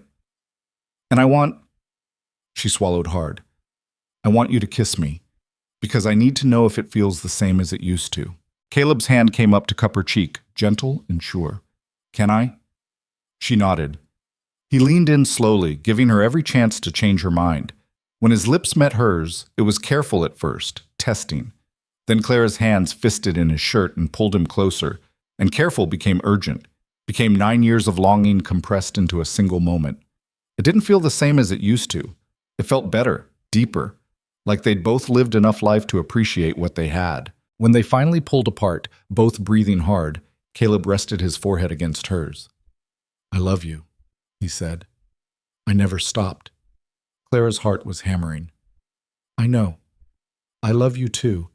Even when I was furious with you, I never stopped either. So what now? She laughed, the sound surprising her. Now you take me to dinner tomorrow night, somewhere nice. The hotel restaurant? Perfect. She stepped back, her hand trailing down his arm until their fingers linked. And Caleb? Thank you. For staying. For proving you meant it. I'll keep proving it for as long as you need. Good. She squeezed his hand once, then let go. Now get out of here before people start talking. They're already talking. Then let's give them something worth talking about. He left with a smile that stayed with Clara long after his footsteps faded. She stood on the porch watching the stars come out, feeling something she hadn't felt in weeks. Not quite happiness yet, but close enough to hold on to. The next evening, Caleb showed up at 6 sharp in clean clothes, with his hair combed and a bouquet of wildflowers that must have taken him an hour to pick. You look beautiful, he said when Clara opened the door. She'd chosen her best dress, deep green with tiny buttons up the front, and actually bothered with her hair for the first time since the funeral. You clean up pretty well yourself. They walked to the hotel together, Clara's hand tucked into the crook of his arm. She felt eyes on them as they passed, Mrs. Callahan watching from her window, Tom Jessup pausing his sweeping to stare, the Henderson boys elbowing each other and grinning. Let them look, Clara thought. Let them see. The hotel restaurant was the nicest place in Black Ridge Hollow, which wasn't saying much. But the tables had white cloths and the food was decent, and it felt special enough for what this was, a new beginning. They ordered steak and potatoes, and while they waited, Caleb told her about Montana. Worked on a ranch up there for 2 years, he said. Beautiful country, but brutal winters. Lost 3 fingers to frostbite my first year. Clara's eyes widened. 3 fingers? He held up his left hand, wiggling all 5 digits. Well, almost lost them. Doc saved them, but they don't bend quite right anymore, see? He demonstrated, and sure enough, his ring and pinky fingers stayed slightly crooked. I never noticed. Most people don't. He smiled. But yeah, that was a rough winter. Almost died twice, once from the cold, once from a stampede when the cattle spooked. What spooked them? Mountain lion. Took down 2 calves before we drove it off. He took a sip of water. After that, I decided Montana wasn't for me. Headed to California to try my luck with gold. Did you find any? About $3 worth in 6 months, he laughed. Learned real quick that gold fever was mostly just fever. A lot of men out there breaking their backs for nothing. Clara listened to him talk about failed mining operations and freight routes through dangerous territory and a bar fight in Sacramento that left him with the scar on his eyebrow. He didn't try to make himself sound heroic or adventurous. He just told it straight, the failures and close calls and times he thought he'd never make it through. Sounds lonely, Clara said when he paused. It was. His eyes met hers. That was the worst part. Not the danger or the hard work or even the cold. Just the loneliness, knowing I'd thrown away the one person who actually mattered. You didn't know it was a lie. The letter. Doesn't make it hurt less. Their food came, and they ate in comfortable silence for a while. Clara found herself relaxing, the knot in her chest that had been there since her father died loosening slightly. What about you? Caleb asked. What was it like here after I left? Clara set down her fork, considering. Hard. Really hard at first. I kept expecting you to come back, kept making excuses for why you hadn't. Then Marcus started coming around more, being helpful, and I thought, maybe that was how things were supposed to go. Maybe I'd just been wrong about us. Clara, let me finish. She took a breath. I never loved him. I want you to know that. But I was grateful for his help, and maybe if enough time had passed, I might have convinced myself that gratitude was enough. That's the part that scares me most, how close I came to settling for something less than what I actually wanted. I'm sorry. I know. But here's the thing. Those 9 years made me stronger. Harder, maybe, but stronger. And I think I needed that. Needed to learn I could survive on my own before I could risk depending on someone else again. Caleb reached across the table, his hand open. Clara took it. I don't want you to depend on me, he said. I want us to depend on each other. Partners, not you needing me or me needing you. Just both of us choosing to be together because it's better than being apart. I like that. Good. He squeezed her hand. Because that's what I'm offering. Not a rescue or a solution, just partnership. They finished dinner and walked home through streets lit by lamplight and stars. When they reached Clara's door, Caleb walked her up the steps but didn't try to come inside. Thank you for tonight, Clara said. Thank you for saying yes. She kissed him, quick and sweet, then pulled back before either of them could get carried away. Same time next week? I'll count the days. After he left, Clara went inside and found herself smiling. Actually smiling for the first time since her father died. It felt like permission, like maybe grief and happiness could exist in the same space, could take turns instead of fighting for dominance. She could miss her father and still build a future with Caleb. She could mourn what was lost and still be grateful for what remained. She could be broken and healing at the same time. That night, Clara slept deeply and dreamed of her father. In the dream, he was healthy again, standing in his store with the sun streaming through the windows. He smiled at her, nodded once, and then turned and walked out the door. She knew what it meant. Permission to let go. Permission to move forward. When she woke, her pillow was wet with tears, but her chest felt lighter than it had in weeks. Time to live, she thought. Time to stop just surviving and actually live. And with Caleb beside her, she thought she might actually know how. The weeks that followed took on a rhythm that felt both foreign and right. Caleb showing up each morning before the store opened, the two of them working side by side through inventory and customers and the endless small repairs that old buildings demanded, dinners together most evenings where they talked about everything and nothing. Clara found herself laughing again, found herself looking forward to tomorrow, instead of just enduring today. But the town wasn't content to let them ease into this new reality without comment. It started small, sideways glances, conversations that died when Clara walked past, Mrs. Callahan's pursed lips every time she saw them together. Clara tried to ignore it, tried to focus on the fact that her life was finally moving forward instead of standing still in grief and anger. Then Robert Dennison made his move. He showed up at the store on a Tuesday morning, his hat in his hands and his expression carefully arranged into something approximating concern. Clara was alone. Caleb had gone to pick up a lumber order, and she felt her guard go up the moment Dennison walked through the door. "Miss Whitmore," he said, "I wonder if I might have a word." "The store's open for business, Mr. Dennison. If you need supplies, I'm happy to help. Actually, I wanted to discuss a business proposition." He approached the counter, setting his hat down carefully. "I've been thinking about your situation here. Running this store alone, without your father's guidance, it can't be easy." Clara's jaw tightened. "I'm managing fine. Are you?" He pulled out a folded paper from his pocket. "Because I've been looking at the county records, and it seems your father took out a loan 3 years ago. Substantial one. To cover medical expenses, I'm guessing." Clara's stomach dropped. She knew about the loan, had been making payments on it religiously every month. But the way Dennison said it, like he'd uncovered some dark secret, made her skin crawl. "The loan is current," she said. "I haven't missed a payment." "No, you haven't. But the terms are, well, let's just say they're not in your favor. High interest, balloon payment due in 6 months. He unfolded the paper, slid it across the counter. "That's $4,800 you'll owe.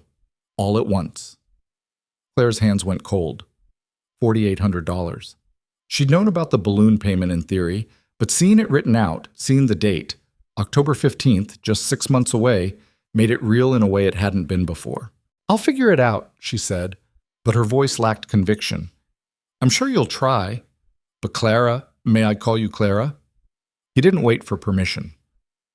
"The reality is that this store doesn't generate that kind of revenue.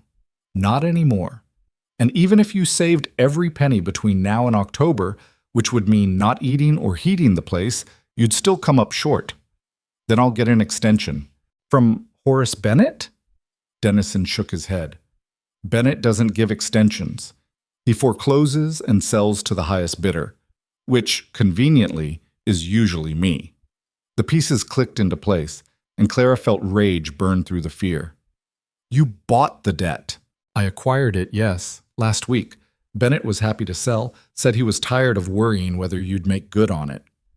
Dennison leaned against the counter, casual. "But here's the thing. I don't want to foreclose. I want to make you an offer. I'm not interested in selling. Not even if it means you get to keep running the place?" He smiled, and it didn't reach his eyes. "I'm proposing a partnership. I take ownership of the property. You continue to manage the store.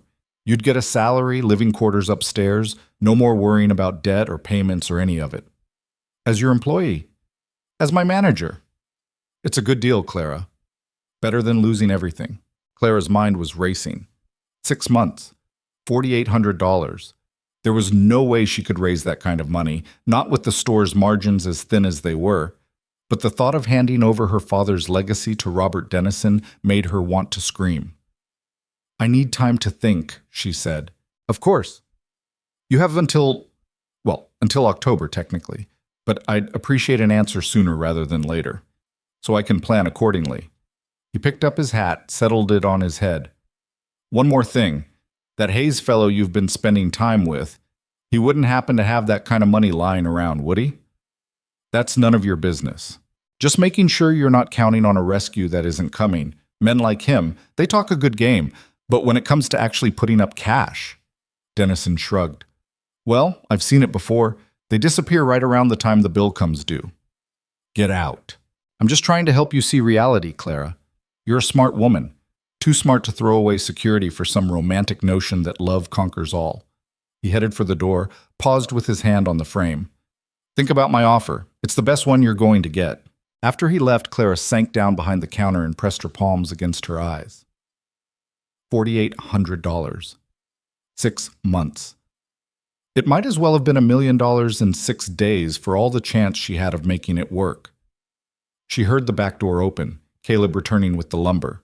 She stood up quickly, smoothed her skirt, tried to arrange her face into something that didn't scream panic. You all right? Caleb asked the moment he saw her. You look pale.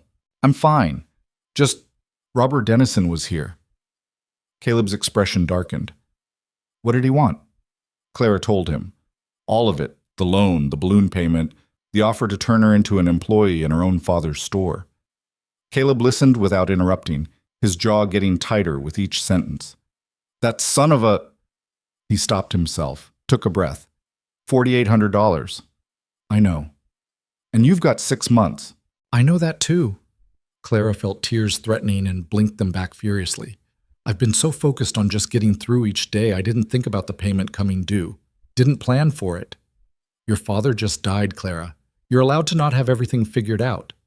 Except now I'm going to lose the store because I wasn't paying attention. You're not going to lose anything. Caleb came around the counter, put his hands on her shoulders. We'll figure this out. How? Caleb, I've run the numbers a dozen times in my head. Even if I double sales, which I can't, I'd still be short. And I can't ask you to. Why not? She stared at him. Because it's not your debt. But it is your store, your home, and if we're doing this, really doing this, then your problems are my problems. He paused. I've got about $800 saved. It's not enough, but it's a start. I can't take your savings. You're not taking them. I'm offering them. He cupped her face gently. Clara, listen to me. I spent 9 years wandering around trying to outrun the biggest mistake of my life. I'm not walking away from you again, and I'm sure as hell not standing by while Robert Dennison steals your legacy. Clara felt something crack in her chest. 800 still leaves us 4,000 short.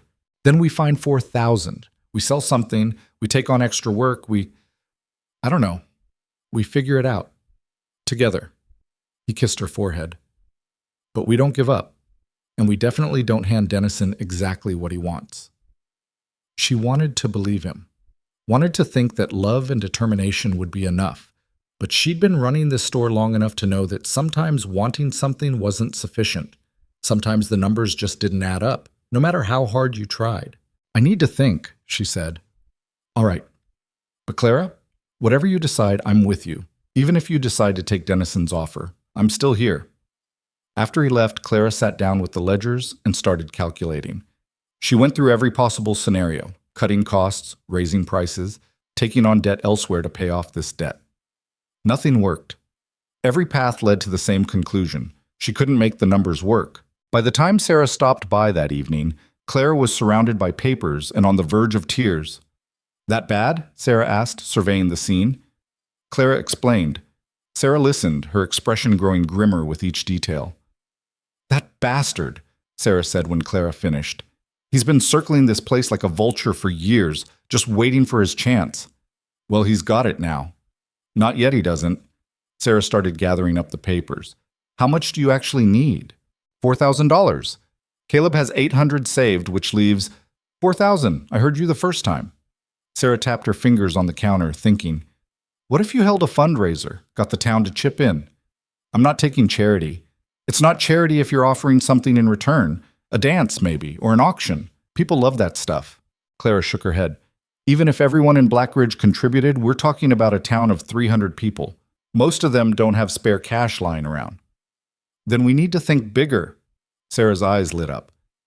What about selling shares in the store? Make it a community investment. People buy shares, they get a percentage of the profits. That's just taking on different debt. It's spreading the risk, and it keeps Dennison from owning everything. Sarah leaned forward. Look, I know you're scared. I know this feels impossible, but I also know you're one of the most stubborn people I've ever met. If anyone can pull this off, it's you. Clara wanted to believe her, but belief didn't pay bills and stubbornness didn't conjure money out of thin air. That night, she lay awake staring at the ceiling, her mind churning through possibilities. She could take Dennison's offer, keep running the store as his employee, maintain some semblance of normalcy. It wouldn't be what her father wanted, but at least the store would survive. Or she could fight, risk everything on the chance that she could somehow scrape together $4,000 in 6 months.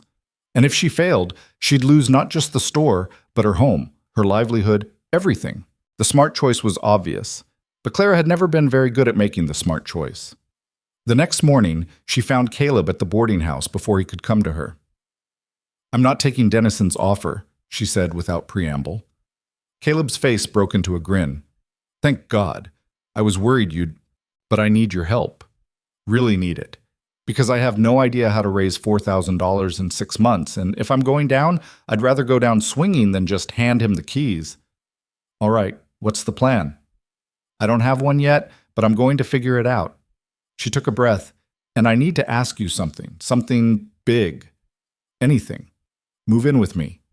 Caleb blinked. "What? Not...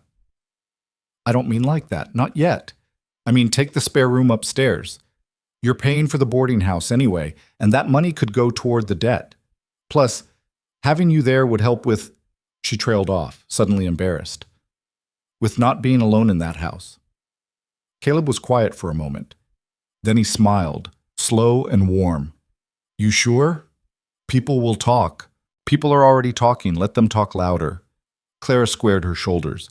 "I'm tired of making decisions based on what the town thinks. This is my life, my store, my choice." "Then yes, I'll move in today." True to his word, Caleb packed his few belongings and moved into the spare room that afternoon.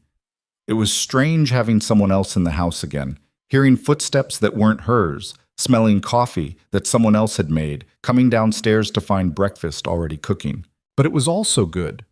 The house felt less empty, less haunted by her father's absence. Word spread quickly about Caleb moving in.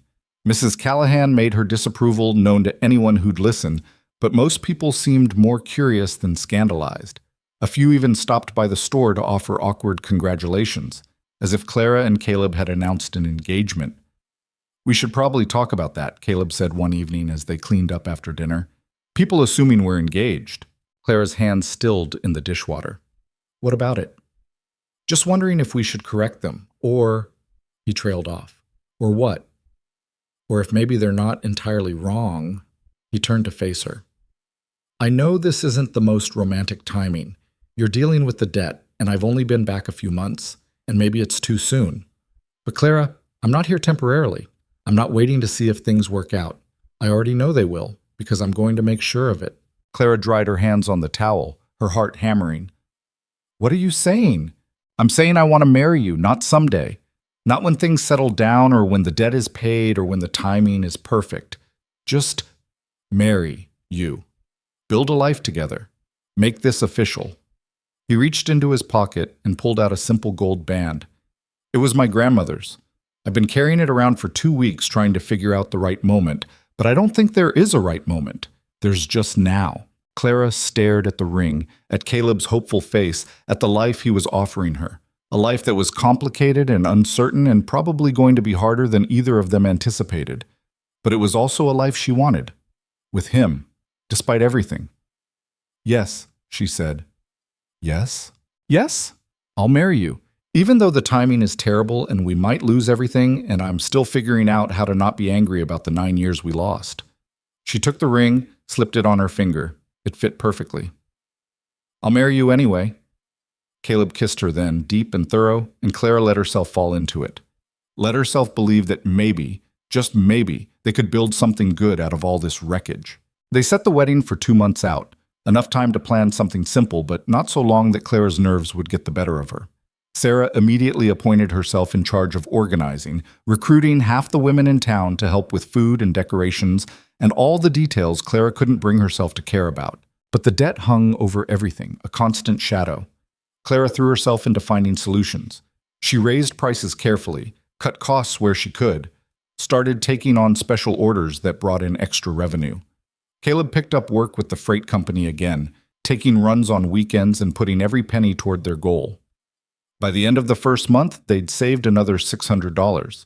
Still, $3,400 short, with 4 months to go. Clara tried not to panic, tried to focus on the wedding, on the future they were building, on anything other than the looming deadline. But at night, when she couldn't sleep, she'd lie awake doing math in her head, searching for some combination of numbers that would add up to survival. It was Sarah who brought them the first real break. She showed up at the store one afternoon with a newspaper from Denver and a triumphant expression. "Look at this," she said, spreading the paper on the counter and pointing to an advertisement. "They're looking for suppliers for the new railroad camp. Food, dry goods, equipment. They need multiple vendors and they're paying premium prices for reliable delivery." Clara scanned the ad, her heart starting to race. "That's 300 miles from here. But the freight routes go right through Blackridge, and you've got Caleb, who knows freight." Sarah tapped the paper. "If you could land even one contract, just one, it could be enough to cover what you need. The application deadline is next week. Then you'd better start writing." Clara and Caleb spent the next 3 days putting together a proposal. They outlined what they could supply, their delivery capabilities, their pricing structure. Caleb used his freight connections to map out routes and timing. Clara went through her inventory 3 times to make sure they could actually fulfill what they were promising. They sent the proposal on Wednesday and spent the next 2 weeks in agonizing limbo. The answer came on a Tuesday morning, a telegram that made Clara's hand shake as she read it. They'd gotten the contract, dry goods and canned food delivered monthly to the railroad camp, $3,000 up front to cover the first 3 shipments, with more to come if they met expectations. $3,000. Clara read the telegram 5 times to make sure she wasn't imagining it. Then she ran to find Caleb, who was chopping wood out back. "We got it," she said, breathless. "The railroad contract, $3,000. Caleb dropped the axe and grabbed her, spinning her around. "Are you serious?" "The telegram's inside. I'm serious." They'd done it. Between Caleb's savings, their scraping and saving, and now this contract, they'd have enough to make the balloon payment with a little bit left over. The store was saved. That night, they celebrated with Sarah and half the town at the saloon. Even Mrs. Callahan showed up, offering stiff congratulations that Clara suspected Sarah had coerced out of her. Drinks flowed freely, and for the first time in months, Clara let herself relax. "To beating Robert Dennison at his own game," Sarah toasted. "To second chances," Caleb added, looking at Clara. "To stubborn women and the men who love them," Tom Jessup called out, drawing laughter. Clara raised her glass. "To my father, who taught me that some things are worth fighting for." The room quieted, glasses lifted in silent tribute. Clara felt tears start but blinked them back. Her father would have loved this, seeing the store saved, seeing her happy, seeing her about to marry a man who'd proven himself worthy of a second chance. The wedding happened on a Saturday in late June, when the prairie wildflowers were in full bloom. They held it outdoors behind the church with most of Blackridge in attendance. Sarah had outdone herself with the decorations. Simple but beautiful, wildflowers woven through everything. Clara wore her mother's wedding dress, altered to fit. Caleb wore a new suit that he'd bought special, looking nervous and proud all at once. Reverend Michaels kept the ceremony short and sweet. When he got to the vows, Caleb took both of Clara's hands. "I can't promise I'll be perfect," he said. "I've already proven I'm capable of making colossal mistakes. But I can promise I'll stay. I'll fight for us. For this life we're building, for every day we get together. I'll be honest even when it's hard. I'll show up even when it's easier not to, and I'll love you even when you're mad at me for something stupid I definitely did." Clara laughed through her tears. "I can't promise I'll make this easy. I'm stubborn and proud, and I carry grudges longer than I should. But I can promise I'll try. I'll trust you even when I'm scared. I'll choose us even when it costs me. And I'll love you not in spite of our history, but because of it. Because we're both broken in ways that fit together." They exchanged rings, Caleb sliding his grandmother's band onto Clara's finger, Clara placing a simple gold band on his. When Reverend Michaels pronounced them husband and wife, the cheer that went up could probably be heard 3 counties over. The reception was held in the street in front of the store, with tables set up and food brought by seemingly everyone in town. There was dancing and drinking and speeches that ranged from heartfelt to embarrassing. Sarah gave a toast that made Clara cry and laugh in equal measure. I've known Clara since we were girls, and I've never seen her as happy as she's been these past few months. Not the fake happy where you pretend everything's fine, but the real kind. The kind that comes from choosing something hard and making it work anyway. So here's to Clara and Caleb. May you fight fair, love hard, and never stop choosing each other. As the sun set and the party wound down, Clara and Caleb slipped away to the house. Their house now, officially. They climbed the stairs together, and for the first time in Clara's adult life, she wasn't going to bed alone. "You all right?" Caleb asked, reading her expression. "Just thinking about how different this is from what I imagined 9 years ago." "Better or worse?" Clara considered. "Different. We're different people now. Older, more careful, more aware of how badly things can go wrong." She turned to face him, but also more aware of what we're willing to fight for. "No regrets? About marrying you?" "No." She smiled. "About the 9 years we lost? Sometimes. But I'm learning that regret is just another weight you can choose to put down." They stayed up talking until the early hours, lying in bed and mapping out their future. The store, the freight contracts, the possibility of eventually expanding. Children, maybe, someday when they felt ready. A life built slowly and carefully, with full awareness of how fragile it all was. The next few months settled into a new rhythm. Clara and Caleb ran the store together, splitting responsibilities in ways that made sense for both of them. The railroad contract kept them busy, but also brought in steady income. They paid off the balloon payment with 3 weeks to spare, and Clara personally delivered the final check to Robert Dennison with the smile that was mostly teeth. "Congratulations," he said, though he didn't sound particularly sincere. "You managed to pull it off." "We did," Clara corrected. "My husband and I." Dennison's jaw tightened at the word husband, and Clara felt a surge of satisfaction. He'd underestimated her, had assumed she'd fold when things got hard. Instead, she'd fought. And won. Life wasn't perfect after that. There were still hard days when the store barely broke even, still nights when Clara woke up panicking about money or the future, or all the things that could still go wrong. There were arguments with Caleb about stupid things like how to organize the stockroom or whether they could afford to replace the stove. There were moments when the weight of running a business and a marriage and a life felt like too much. But there were also good days. Days when the store was busy and profitable, when customers became friends, when she and Caleb worked side by side and it felt easy. There were nights when they sat on the back porch watching the sunset and didn't need to talk because the silence was enough. There were moments when Clara caught herself laughing at something stupid and realized she was happy, actually genuinely happy. 1 year after the wedding, Clara discovered she was pregnant. She told Caleb over breakfast on a Tuesday morning, casual as anything. "I think I'm going to have a baby." Caleb dropped his fork.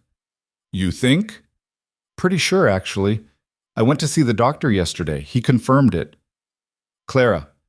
Caleb was around the table in an instant, pulling her into his arms. "A baby! We're having a baby!" "Scared?" she asked against his shoulder. "Terrified. You?" "Absolutely." They laughed, and it felt good to admit the fear out loud instead of pretending to be brave. The pregnancy was harder than Clara expected. Morning sickness that lasted all day. Exhaustion that made running the store feel impossible. Swollen ankles and aching back and 1,000 small discomforts. But Caleb stepped up, taking on more of the physical work and letting Clara handle the books and ordering from a chair. Sarah was over the moon, immediately starting to knit baby blankets and plan a celebration. The town rallied around them in ways that surprised Clara, offering hand-me-down baby clothes, giving advice both helpful and ridiculous, making sure Clara never had to lift anything heavy. Even Mrs. Callahan softened slightly, stopping by one afternoon with a beautiful hand-sewn quilt. "For the baby," she said gruffly. "Every child deserves something made with care." Clara took the quilt, genuinely touched. "Thank you, Mrs. Callahan. This is beautiful." "Yes, well," the older woman sniffed. "I may have had reservations about your choices, Clara, but I can admit when I'm wrong. You and Caleb have built something good here. Your father would be proud." After she left, Clara held the quilt and let herself cry. Happy tears this time, grateful for a community that had judged her harshly but ultimately stood by her anyway. The baby came in early spring, a girl with dark hair and Caleb's gray-blue eyes. They named her Margaret, after Clara's mother, and called her Maggie. Holding her daughter for the first time, Clara felt something shift inside her. All the fear and anger and regret from the past 9 years didn't disappear, but they became smaller somehow, less important than this tiny person who depended on her, who represented the future instead of the past. "She's perfect," Caleb whispered, touching Maggie's tiny hand with one finger. "She's going to be a handful," Clara said. "Look at that grip."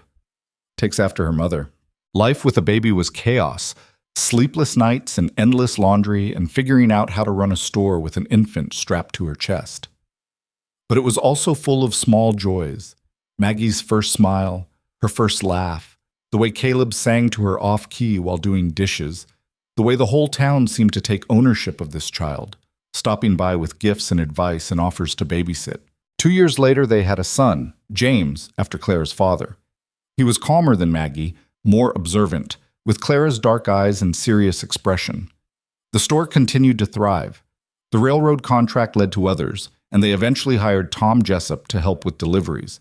They expanded the inventory, added a few new services, built a reputation for reliability that spread beyond Black Ridge Hollow. On the 5th anniversary of their wedding, Clara and Caleb stood on the back porch watching Maggie and James play in the yard. The fence Caleb had fixed years ago was still standing, though they'd added onto it as the years passed. "You ever regret it?" Clara asked. "Coming back?" "Never." "You? Never giving up on you? Sometimes I wonder what would have happened if I'd just taken Dennison's offer. Let you go." She leaned into his shoulder. "But mostly, I'm just grateful I didn't." "Me too." They stood in comfortable silence, watching their children. Clara thought about the girl she'd been at 18, full of dreams and certainty about how life would unfold. That girl would have been devastated to see how different reality turned out. But the woman she'd become, the one who'd survived loss and betrayal and grief, she understood that sometimes the best things came from the hardest paths, that being broken and healing made you stronger than never being tested at all, that second chances weren't about erasing the past, but about building something better with the wisdom it taught you. "What are you thinking about?" Caleb asked. "Just how far we've come. From that first day you walked back into the store to now." She gestured at the house, the children, the life they'd built. "Sometimes I can't believe this is real. It's real, we're real." He kissed the top of her head. "And we earned every bit of it." Clara thought he was right. They had earned it. Through fights and reconciliation, through loss and rebuilding, through choosing each other every day even when it was hard. Especially when it was hard. The sun was setting over the prairie, painting the sky in shades of gold and orange. Inside the house, the store ledgers were balanced and profitable. In the yard, their children laughed as they chased fireflies. Beside her, Caleb was solid and steady, a man who'd proven his promises with action. It wasn't a fairy tale ending. There would be more hard days ahead, illness and financial setbacks, and all the 1,000 small struggles that life brought. Clara knew that, had learned it the hard way. But she also knew they'd face it together. And that made all the difference. Because the truth Clara had learned, the truth that 9 years of pain and another 5 of healing had taught her, was this: love wasn't about perfect people making perfect choices. It was about flawed people choosing to stay, to fight, to build something stronger than what either could manage alone. It was about forgiving without forgetting, about trusting after betrayal, about believing that tomorrow could be better than yesterday, even when the odds said otherwise. It was about 2 broken people finding that their jagged edges fit together in ways that made them both whole. Claire had spent 9 years learning to survive without Caleb, but she'd spent the 5 years since learning something better: how to live with him, how to build a life that honored both the pain of their past and the promise of their future. And that, she thought as the stars began to appear overhead, was worth every hard step it had taken to get here. Maggie ran up to the porch, breathless and grinning. "Mama, I caught 5 fireflies. Want to see?" Clara knelt down to peer at the jar Maggie held, watching the insects pulse with soft light. "They're beautiful, sweetheart, but remember, we let them go before bed, right?" "Right, so they can go home." Maggie hugged the jar close. "Papa says everything needs a home." Clara looked up at Caleb, who shrugged with a small smile. "I might have said that." "He's right," Clara told her daughter. Everything does need a home. And you know what? We're lucky, because we found ours. She meant the house, the store, Black Ridge Hollow, but she also meant something bigger, the place they'd carved out together through stubbornness and love and refusal to give up. A home that wasn't about walls or geography, but about the people who chose to stay. Later that night, after the children were asleep and the house was quiet, Clara stood at the window looking out at the town. Somewhere out there, Robert Dennison was probably scheming his next acquisition. Somewhere, people were gossiping about someone else's business.